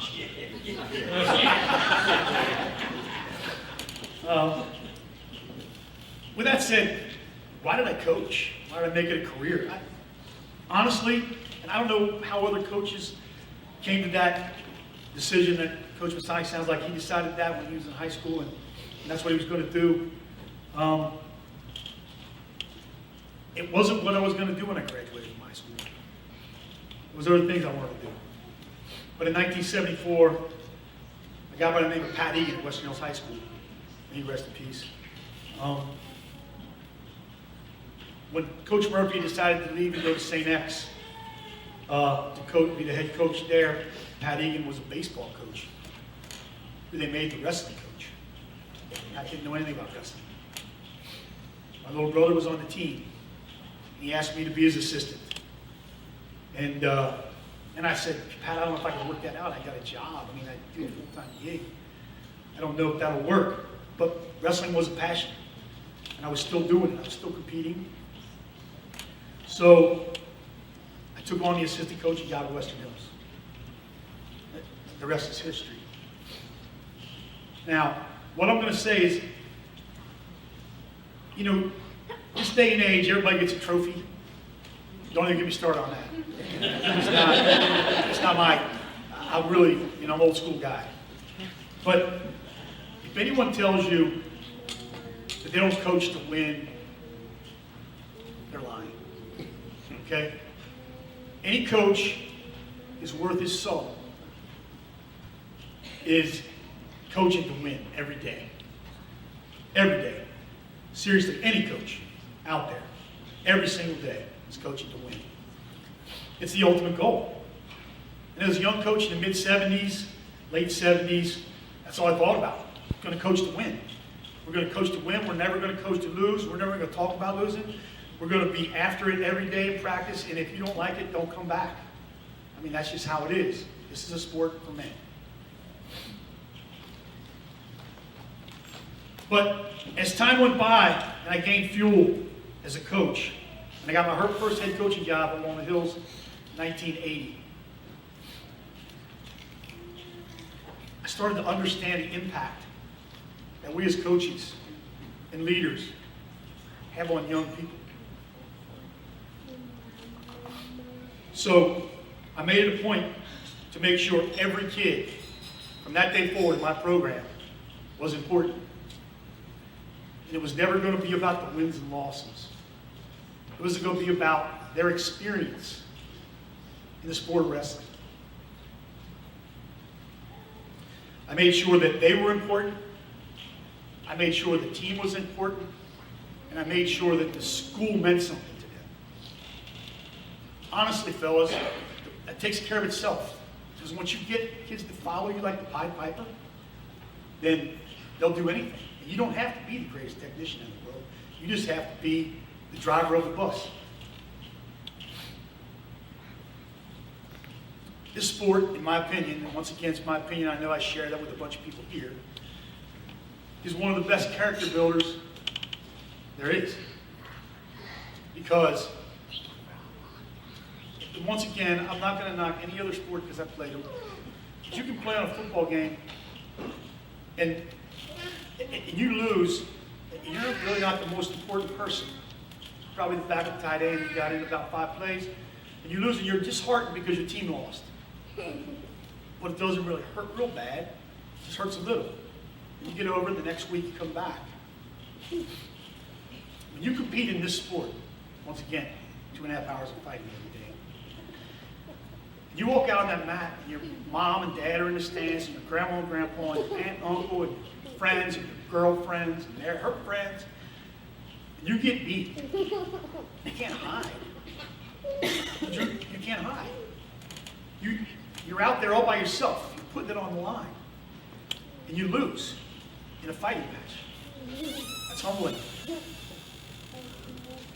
When you go to the state tournament and you watch the finals, just record in all 3 divisions how many undefeated kids there are when it's all said and done. Maybe 7, 6, max. Lots of guys got humbled. They probably came in there 40-0, and they got humbled. It's tough. It's difficult, but it's life. Life humbles you on a daily basis. And so my mantra all the time was to be the best you can be when you're in the room. I don't care if you're the state champion. I don't care if you're a guy working to be a state titleist, or you're the guy just trying to get into the 4th spot at 106 pounds. Doesn't matter. If you're working like that every day in this room, in the sport of wrestling, you're going to be a successful individual when you get out of high school and college. How many people hire wrestlers because they're wrestlers? Because they know they're going to give them everything they have. The old thing on the, I don't even know what show that was, the agony, the thrill of victory, the agony of defeat. You know, the skier comes down and boom, he comes off the jump and it's done. He crashes and burns. Wrestling is the epitome of the thrill of victory and the agony of defeat. It truly is. It's evident in the sport more than anything else. It makes better people. Because honestly, when you win, it's you. It's what you did. It is the greatest feeling in the world when someone raises your hand. And I don't care, and I know all the coaches in here know what I'm talking about. I've coached state champions, but I've also coached varsity B wrestlers who won the Batavia Invitational Tournament, and is the only time he wore a varsity uniform, never cracked the #1 spot.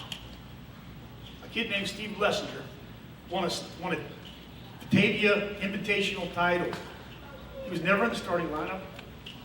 I get letters from that kid on a yearly basis. He's a doctor, he's very successful, but wrestling gave him confidence. That's what it does. It's one of the most gratifying things, in my opinion, anybody can do. What's most gratifying to me is not what my record was as a coach. Maybe that got me here. Maybe that got me the recognition. The gratification comes from this, for me, especially now in my life. The letters I get from kids who go to basic training. Coach, there's nothing. compared to your wrestling practice. You're the greatest guy ever. I can do this forever. Letters from guys in Afghanistan. What you taught me is right. What you said when I wasn't listening is exactly the way it is. Emails. Stops in the grocery store. And I know my wife says, okay, you don't know that guy because you called him big guy. I said, yeah, I don't remember his name. That's my big guy, Shay. But, you know, you get stopped in the grocery store by a young man who wrestled for you, and they say, everything you said, Coach, has come true. I wish I would have listened when I was 15, 16 years old.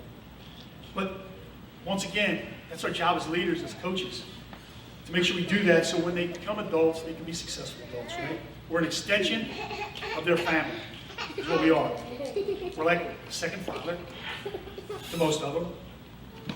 So, what's more important to me now is what those guys think of me as a person. As I always would say to my seniors at the banquet, we're fraternity brothers. You're in the wrestling fraternity for life. You are my friend for life. For life. And afterlife. They can call me a friend forever.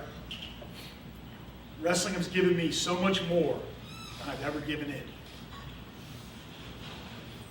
And I want to thank everyone who's helped me along the way as part of this. I appreciate this honor. It's humbling. It's gratifying. It's exciting. But more importantly, I get to share it with my family. Thank you.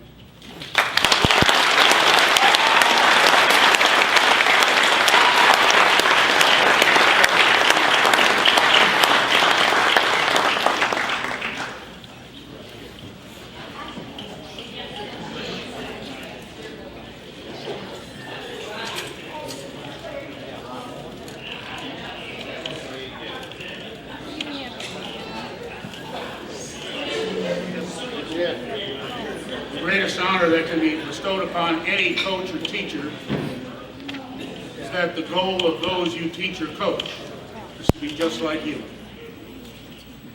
David Rain University, competing in wrestling with the college from 1964 to 1967. Range was a Highland tournament champion as well as a 4i champion in 1965 and 1967. Range also earned the honor of being captain of the team in 1967, the same year when he became a Mid-American Conference champion at 123 pounds. Dave was a 3-time AAU national champion, a 3-time World Cup team member, a Midlands tournament champion, a 1975 World team member, and a silver medalist in the 1975 Pan American Games. Following his collegiate career, Range went on to become a coach from 1968 to 1996, coaching Garfield Heights, Warrensville, and East Cleveland Shaw High School. He was a coach on the USSR versus Ohio junior team in 1974, as well as the Mexico versus USA junior team in 1975. Range then went on to finish his coaching career at Cuyahoga Community College. He has been inducted into the Greater Cleveland Sports Hall of Fame, as well as the Garfield Heights Hall of Fame. Please join me in honoring David Rain as a recipient of the 2017 Lifetime Service Wrestling Award from the Ohio chapter of the National Hall of Fame.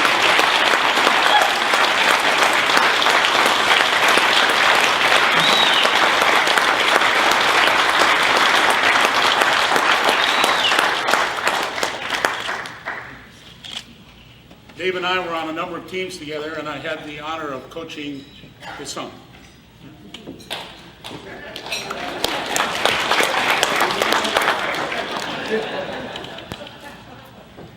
First, giving honor to God, who has directed my steps, and thanking the Hall of Fame committee for putting me up here.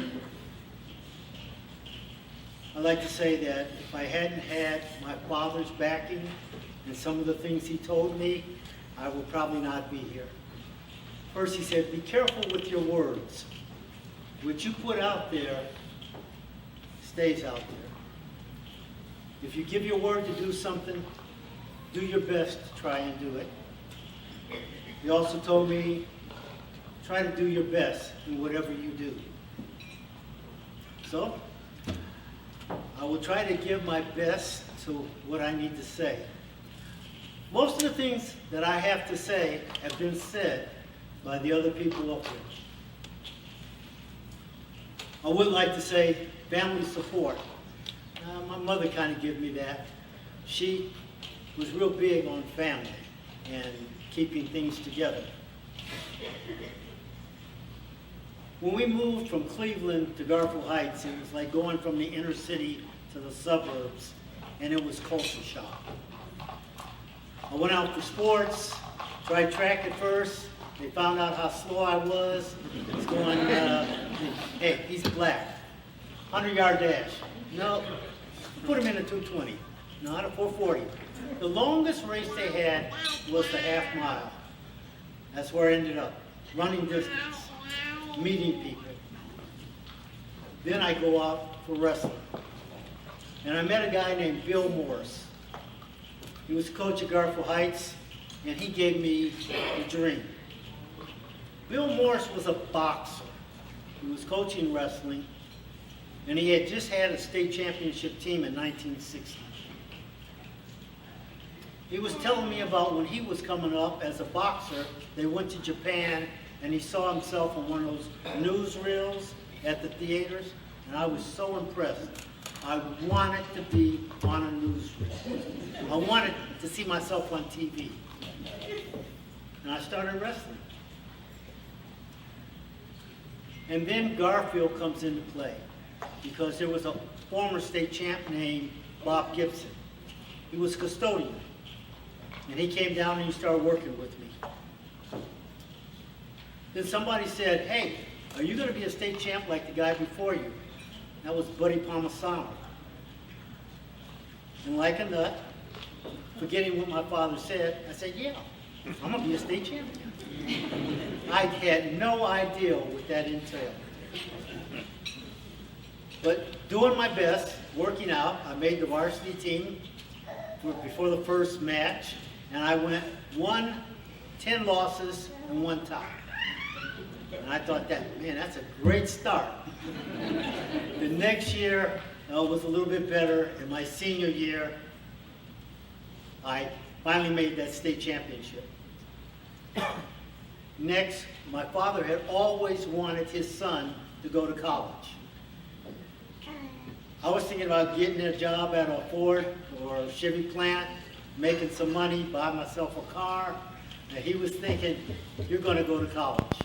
So, next thing I know, I'm going down to Miami U, and Joe Galat says, I believe in you.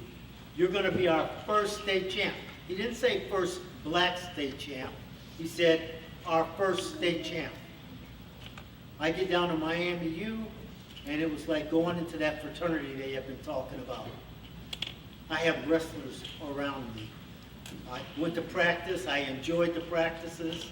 The people were nice to me, except the guys that were trying to get in my weight class. And then we had to have a little talk, and I could talk to them in a language they understood, that they needed to go up a weight or not wrestle, and that went. Graduated from Miami. I got to be a conference champion, finally. Came back to Garfield Heights, and a gentleman named Jeff Lewis got me to be his wrestling coach. At the same time, I was the first black teacher to go to Garfield Heights and teach there. About 5 years later, when I had left Garfield and went to East Cleveland, the FBI came to me and said, why'd you leave Garfield Heights? Were you discriminated against? They don't know Garfield Heights. That was family. There were 3 families in Garfield: the Range family, the Angelo family, and the Lee family. I could go to any of those houses and get a meal and have a good time. Their sons wrestled. 2 of them were my brothers, and I enjoyed being able to coach them. But Garfield was home. People have talked about family and stuff. Garfield was home. And I had an opportunity because of Mr. Lewis to go back home, coach my brothers, and teach. And that was very important to me. When I left Garfield, I went to different places. They told me I couldn't wrestle because I was a coach, and coaches were getting paid for wrestling, so for about 2 years, I wasn't allowed to wrestle. Then they changed the rules. You're getting paid for coaching, that's teaching, therefore it's not wrestling that you're getting paid for, and I was able to go back out for wrestling again. And I started at Garfield at 103, I finished in wrestling at 105. I was always a tall 103 pounder. I was skinny, didn't look like I had very many muscles. One guy said, when you came out there, I looked at you and licked my chops because you were the skinniest guy I had ever seen. I said, don't make mincemeat of you. He said, once we started wrestling, muscles appeared from no place. And I just couldn't get out, or so on and so forth. And that was the story of my wrestling, basically. When I left Garfield, I ended up going to East Cleveland and working at the East Cleveland Y, or wrestling at the East Cleveland Y. A guy named Larry Kenyon gave me motivation to continue, to try to make a national team. Again, that dream about going and seeing yourself on TV, that was the motivation for me to keep going. I was very selfish about this. I wanted to make a national team so I could get on TV.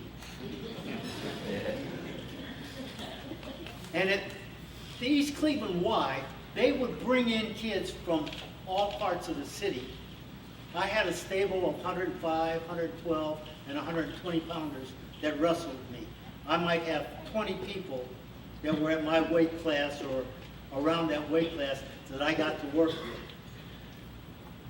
Anytime I learned something new in wrestling, I brought it back to the East Cleveland Y, and my guys learned what I learned.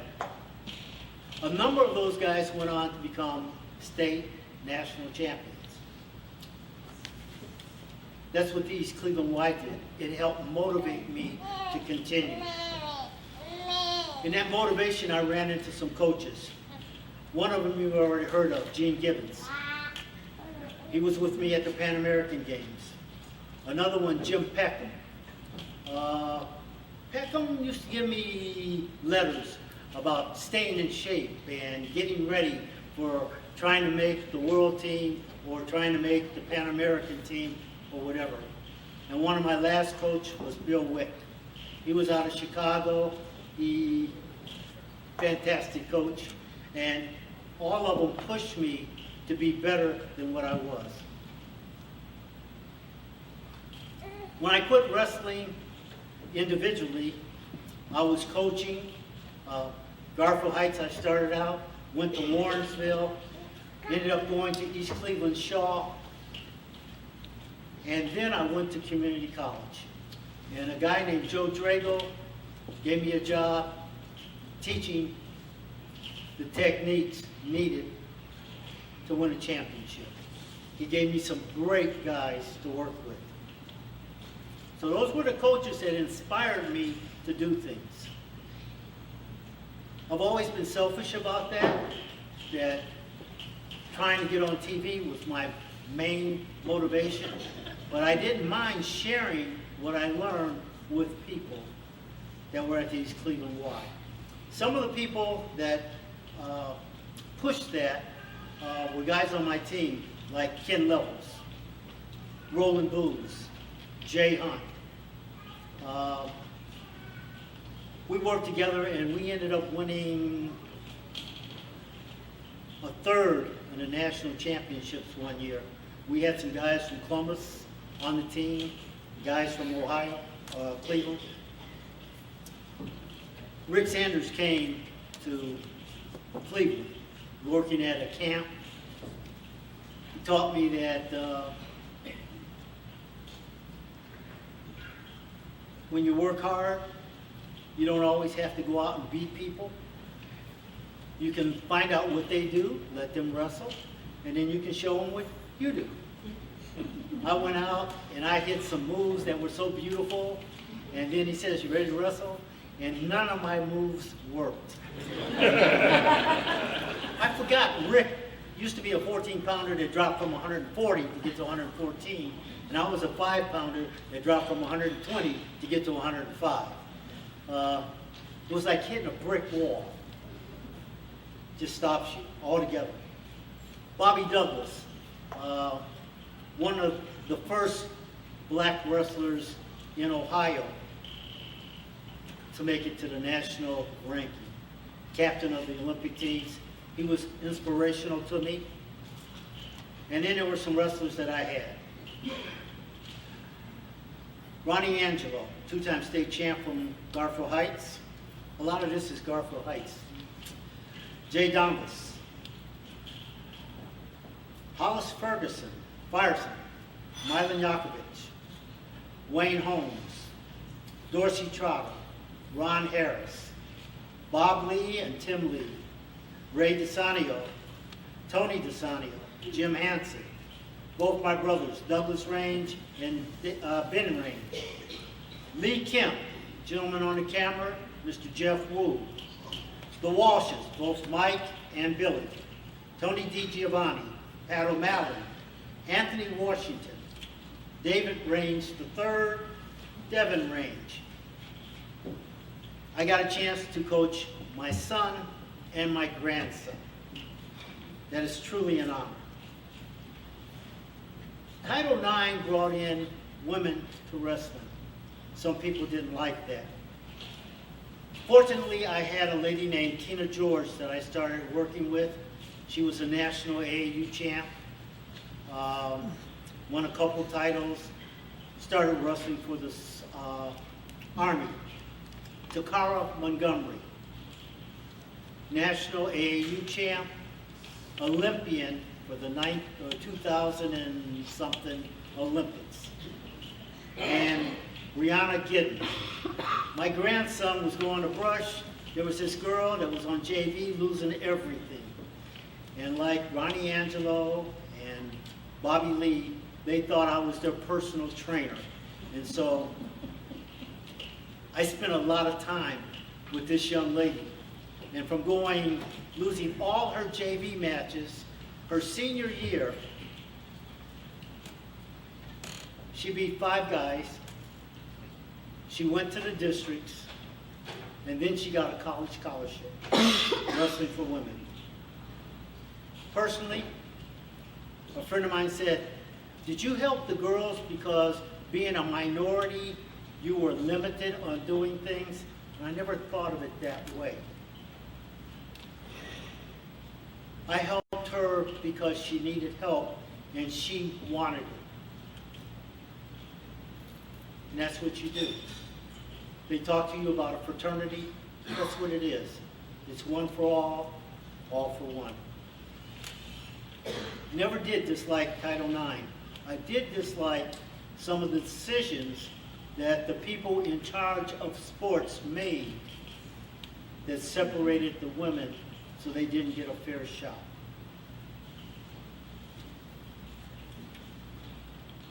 That's pretty much it. It's been a fraternity. I've worked with some wonderful people. There's a gentleman sitting over there that I was on a team with. He was a silver medalist in the Olympics. There's a gentleman over, where did Russ go? Over there that I was on a team with. I have worked with some great people. And it has been an honor to do it. I am trying to get my head around that I might have inspired someone, but it's coming slow. A lot of this I did for me. I've enjoyed every minute of it. Thank you.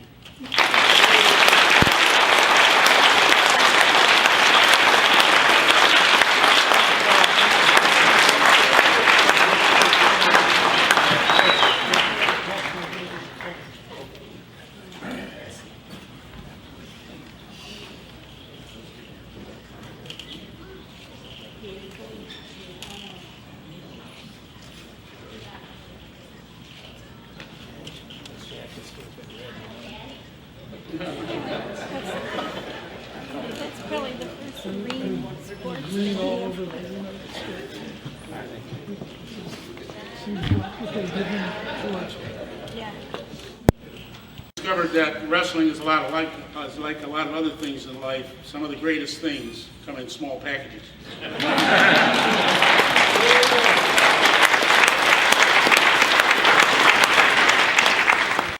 He's a three-time NCAA Division II qualifier and received the Raiders Coaches Award.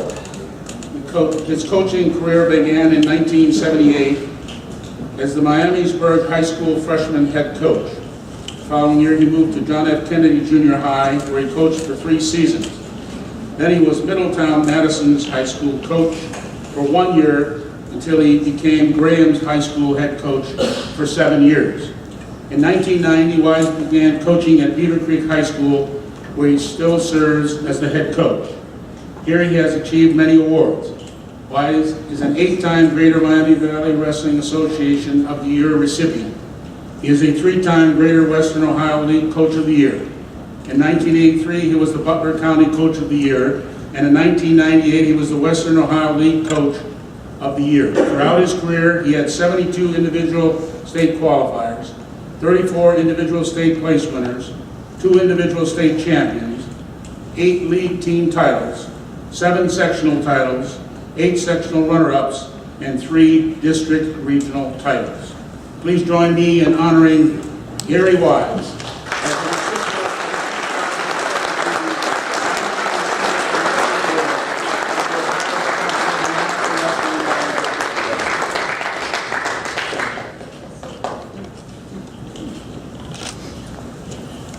Russ and I go back a little ways.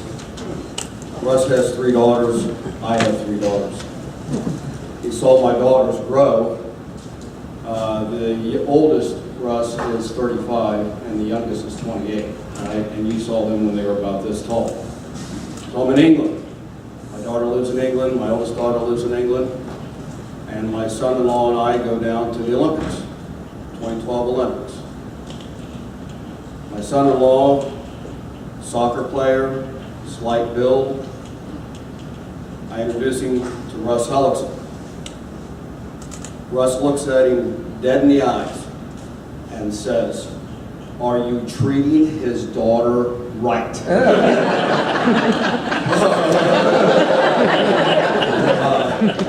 He learned a lot about wrestling during that. I would like to thank the Hall of Fame committee, and especially Robin Rayfield, who nominated me. Thank you, Robin. Why we had to go all the way to Toledo from Dayton to nominate me, I don't know, and I won't want to read into that at all. Congratulations to all the inductees, David Range, Pat, Coach G, Coach Masenek, Brother McCoy. I do have a message here from Carl Sturmer, which some of you remember, especially in the Southwest. You remember Carl Sturmer, the official that nobody liked. Beyond a normal official that you don't like. He said, "Send my best wishes to Ron Masanek, and I'm kind of happy for Dick McCoy."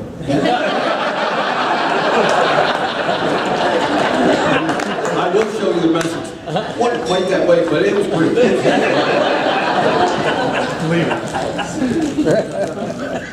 Thank you to all that have and continue to coach with me.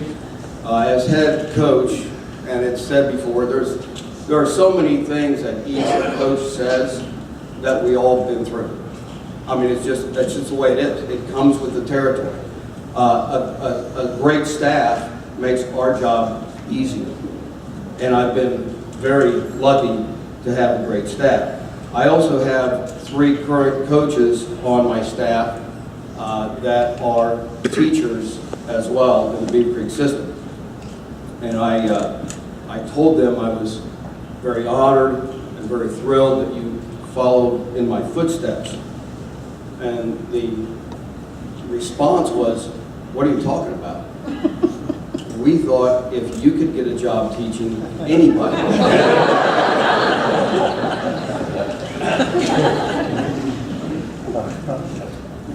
course, with having younger guys on the coaching staff, sometimes there's a communication gap. And I really don't think it's ever on my side. I always think it's the other person that has trouble communicating. So we were out discussing this, that, the other thing, and then the term Roman Church came up. I said, what the heck does Roman Church mean? No. Immature. You are so immature. Not Roman Church. I would like to thank all the wrestlers, staffs, parents, including our team photographer, Karen Clark out there. The group that's here can kind of be divided in, I believe, in 3 groups. And I'd like you to stand in this group. The guys I coached at Graham, if you would stand, please. All right, I think we have 3. There we go. All right. All the wrestlers from Beaver Creek, if you would stand. Alumni, all right, and current team members. All right. And then lastly, if you were a member of the Raider Wrestling Club, if you would stand. And some of you will stand again. Yes. All right. Okay. All right. Thank you. Let's give them a nice applause.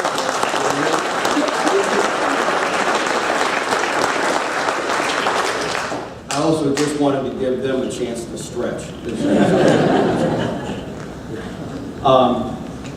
None of this could be possible without my high school wrestling coach, Larry McVeigh. Larry McVeigh is still with us. He's in poor health, could not make it.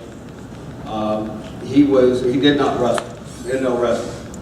Matter of fact, we butted heads a lot in high school because he didn't know wrestling, but he tried.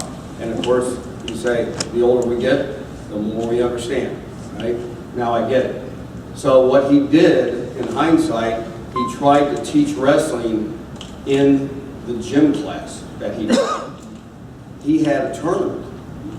He had each gym class made a bracket and you wrestled, and if you won in your gym class, you went and you ended up wrestling in the finals in front of the school as an assembly. And I thought, when I won that, this is cool. I like this sport. And I thought everybody felt the same way. Well, years later, at those 30-year reunions, then they tell me, we hated that thing. We just beat the heck out of us. We didn't like wrestling. We just had to do it because McVeigh was our gym teacher. It was terrible. But it helped me, so that's all that matters. I would like to thank my I think in this sport in the state of Ohio, I heard names up here, all right?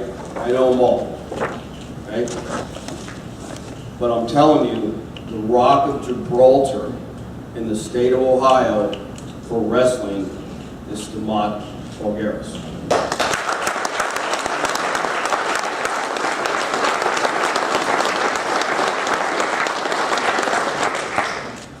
He guided me in more ways than he can imagine. He stopped me from quitting on the Wright State team after I got beaten wrestle-offs. And if you wrestle in college or had wrestled in college, you understand you almost quit every Monday. Because this is how it works. Saturday, you get your hand raised. Oh, I love this sport, this is great. Oh, yeah, all right. Sunday, you eat like a king. Food, water. Oh, Monday comes around, I'm 15 over. I quit.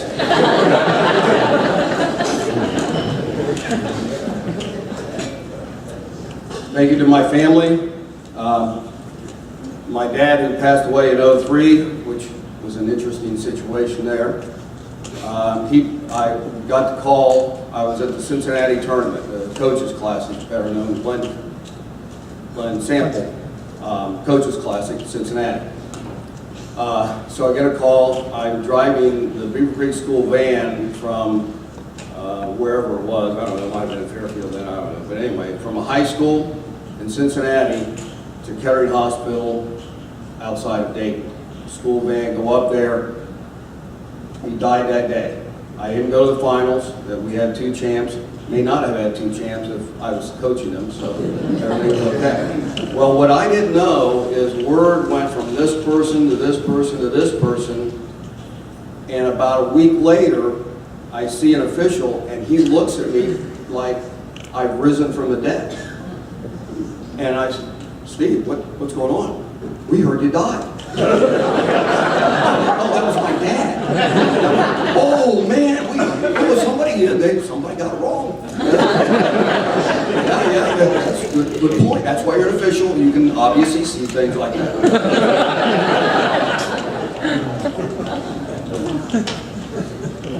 My dad, he didn't know wrestling. He didn't know it, but he supported me.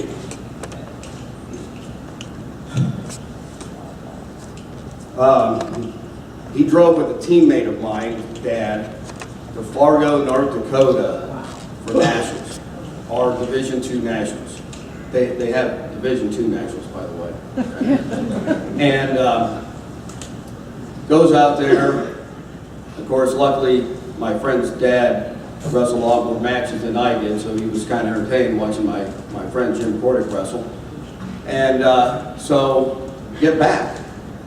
My dad says, Jim Cordick's dad can drink beer. This will be good. Jim's very straight, no sense of humor.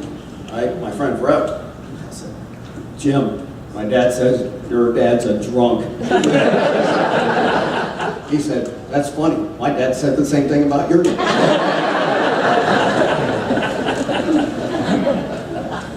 So when I was cleaning out my dad's house, I came across a ticket stub. And this is how much he kind of followed me, supported me. It was a ticket stub from the state finals, St. John Arena, 82, 83, 81, one of those. I was coaching at Middletown Madison for 1 year. Lucky enough, my first year as a head coach, we had a state champ. I found the ticket stub. I didn't even know he went to watch. He bought a ticket stub, went, wrote on the back, 185-pound champion, Gary coached, Greg Gephardt. Wow, never knew that. But that's the type of guy he was. Very quiet on everything. One time during my college career, we wrestled Central State. Central State is a historically African-American university. My dad took my wife, went to the match. It was one of the greatest matches ever.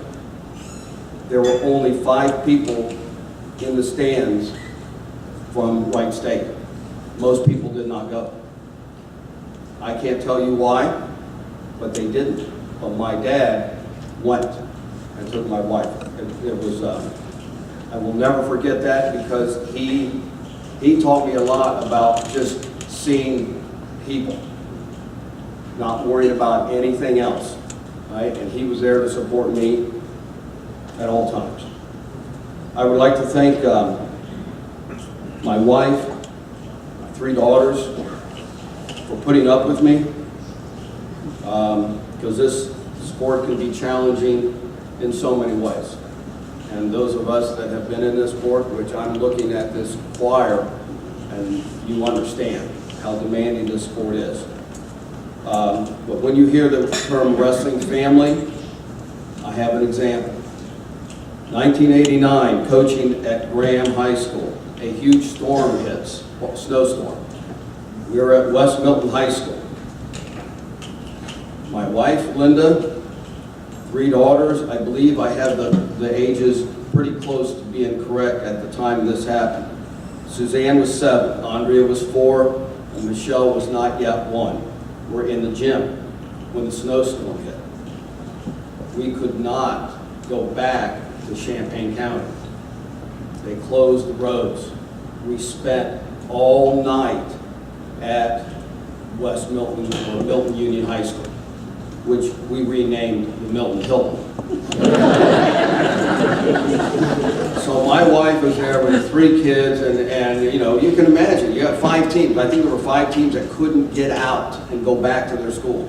Stayed there the whole night and all that. And I don't think it was lying, but I called my principal and I said, look, all right, we're stuck here and there's a pizza shop open. We heard there's a pizza shop. Can I get pizza for all the guys? Well, yeah, sure, because he figured, you know, 13 weight classes at that time, you know, not bad. But he didn't know. I ordered pizza for everybody in the gym. So he got that bill. He was like, I said, hey, I told you.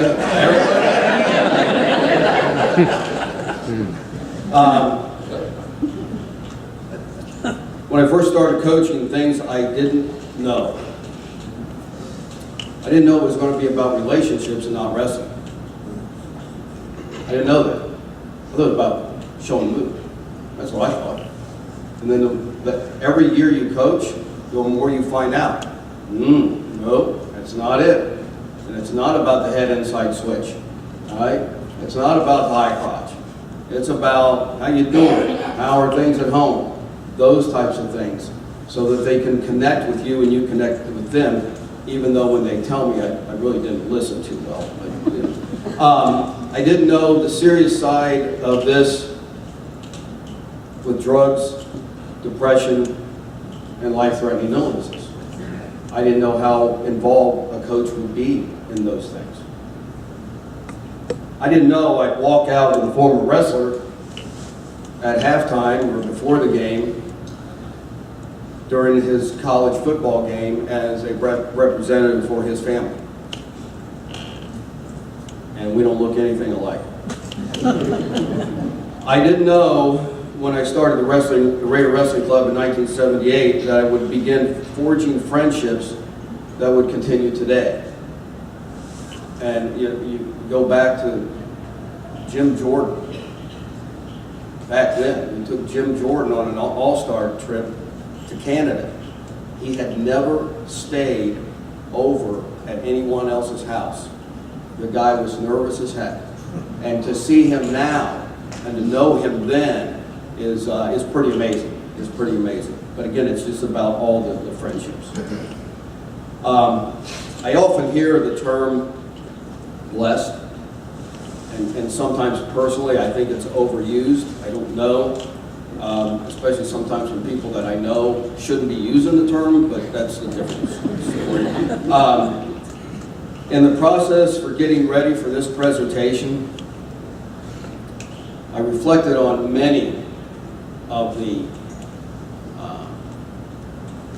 relationships with coaches, wrestlers, parents, and now I truly understand the meaning of being blessed. I feel blessed for being honored here. This has been such an emotional roller coaster for me because, as I've heard before, this isn't easy. It's just not easy. No matter what we say, what we do, what facade we have, this is not easy. But I'll still take the jacket. Thank you.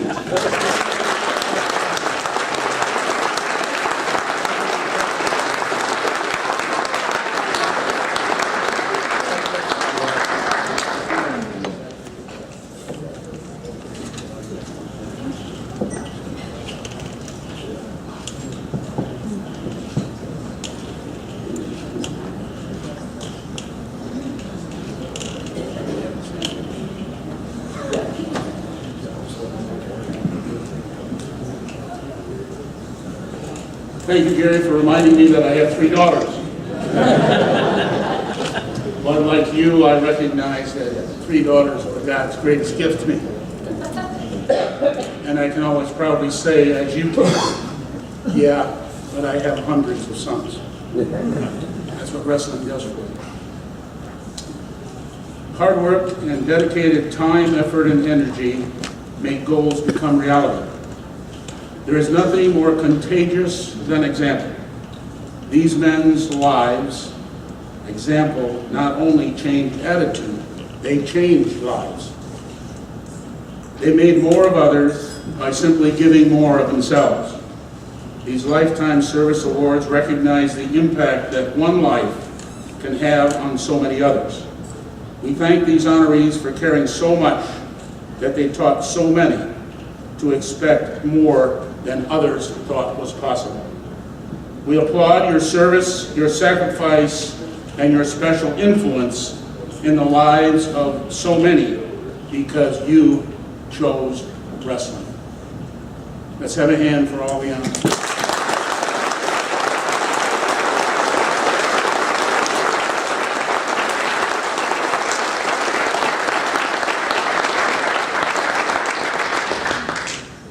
We'll finish up with the Green Jacket Award and plaques. The Green Jacket is a nice item you can carry with you to show your pride and to let everyone know it's very difficult to carry that plaque around and hold up. I hope everyone has a safe trip home, and I hope you have enjoyed my remarks tonight. If not, I hope you had a good nap. Thank you.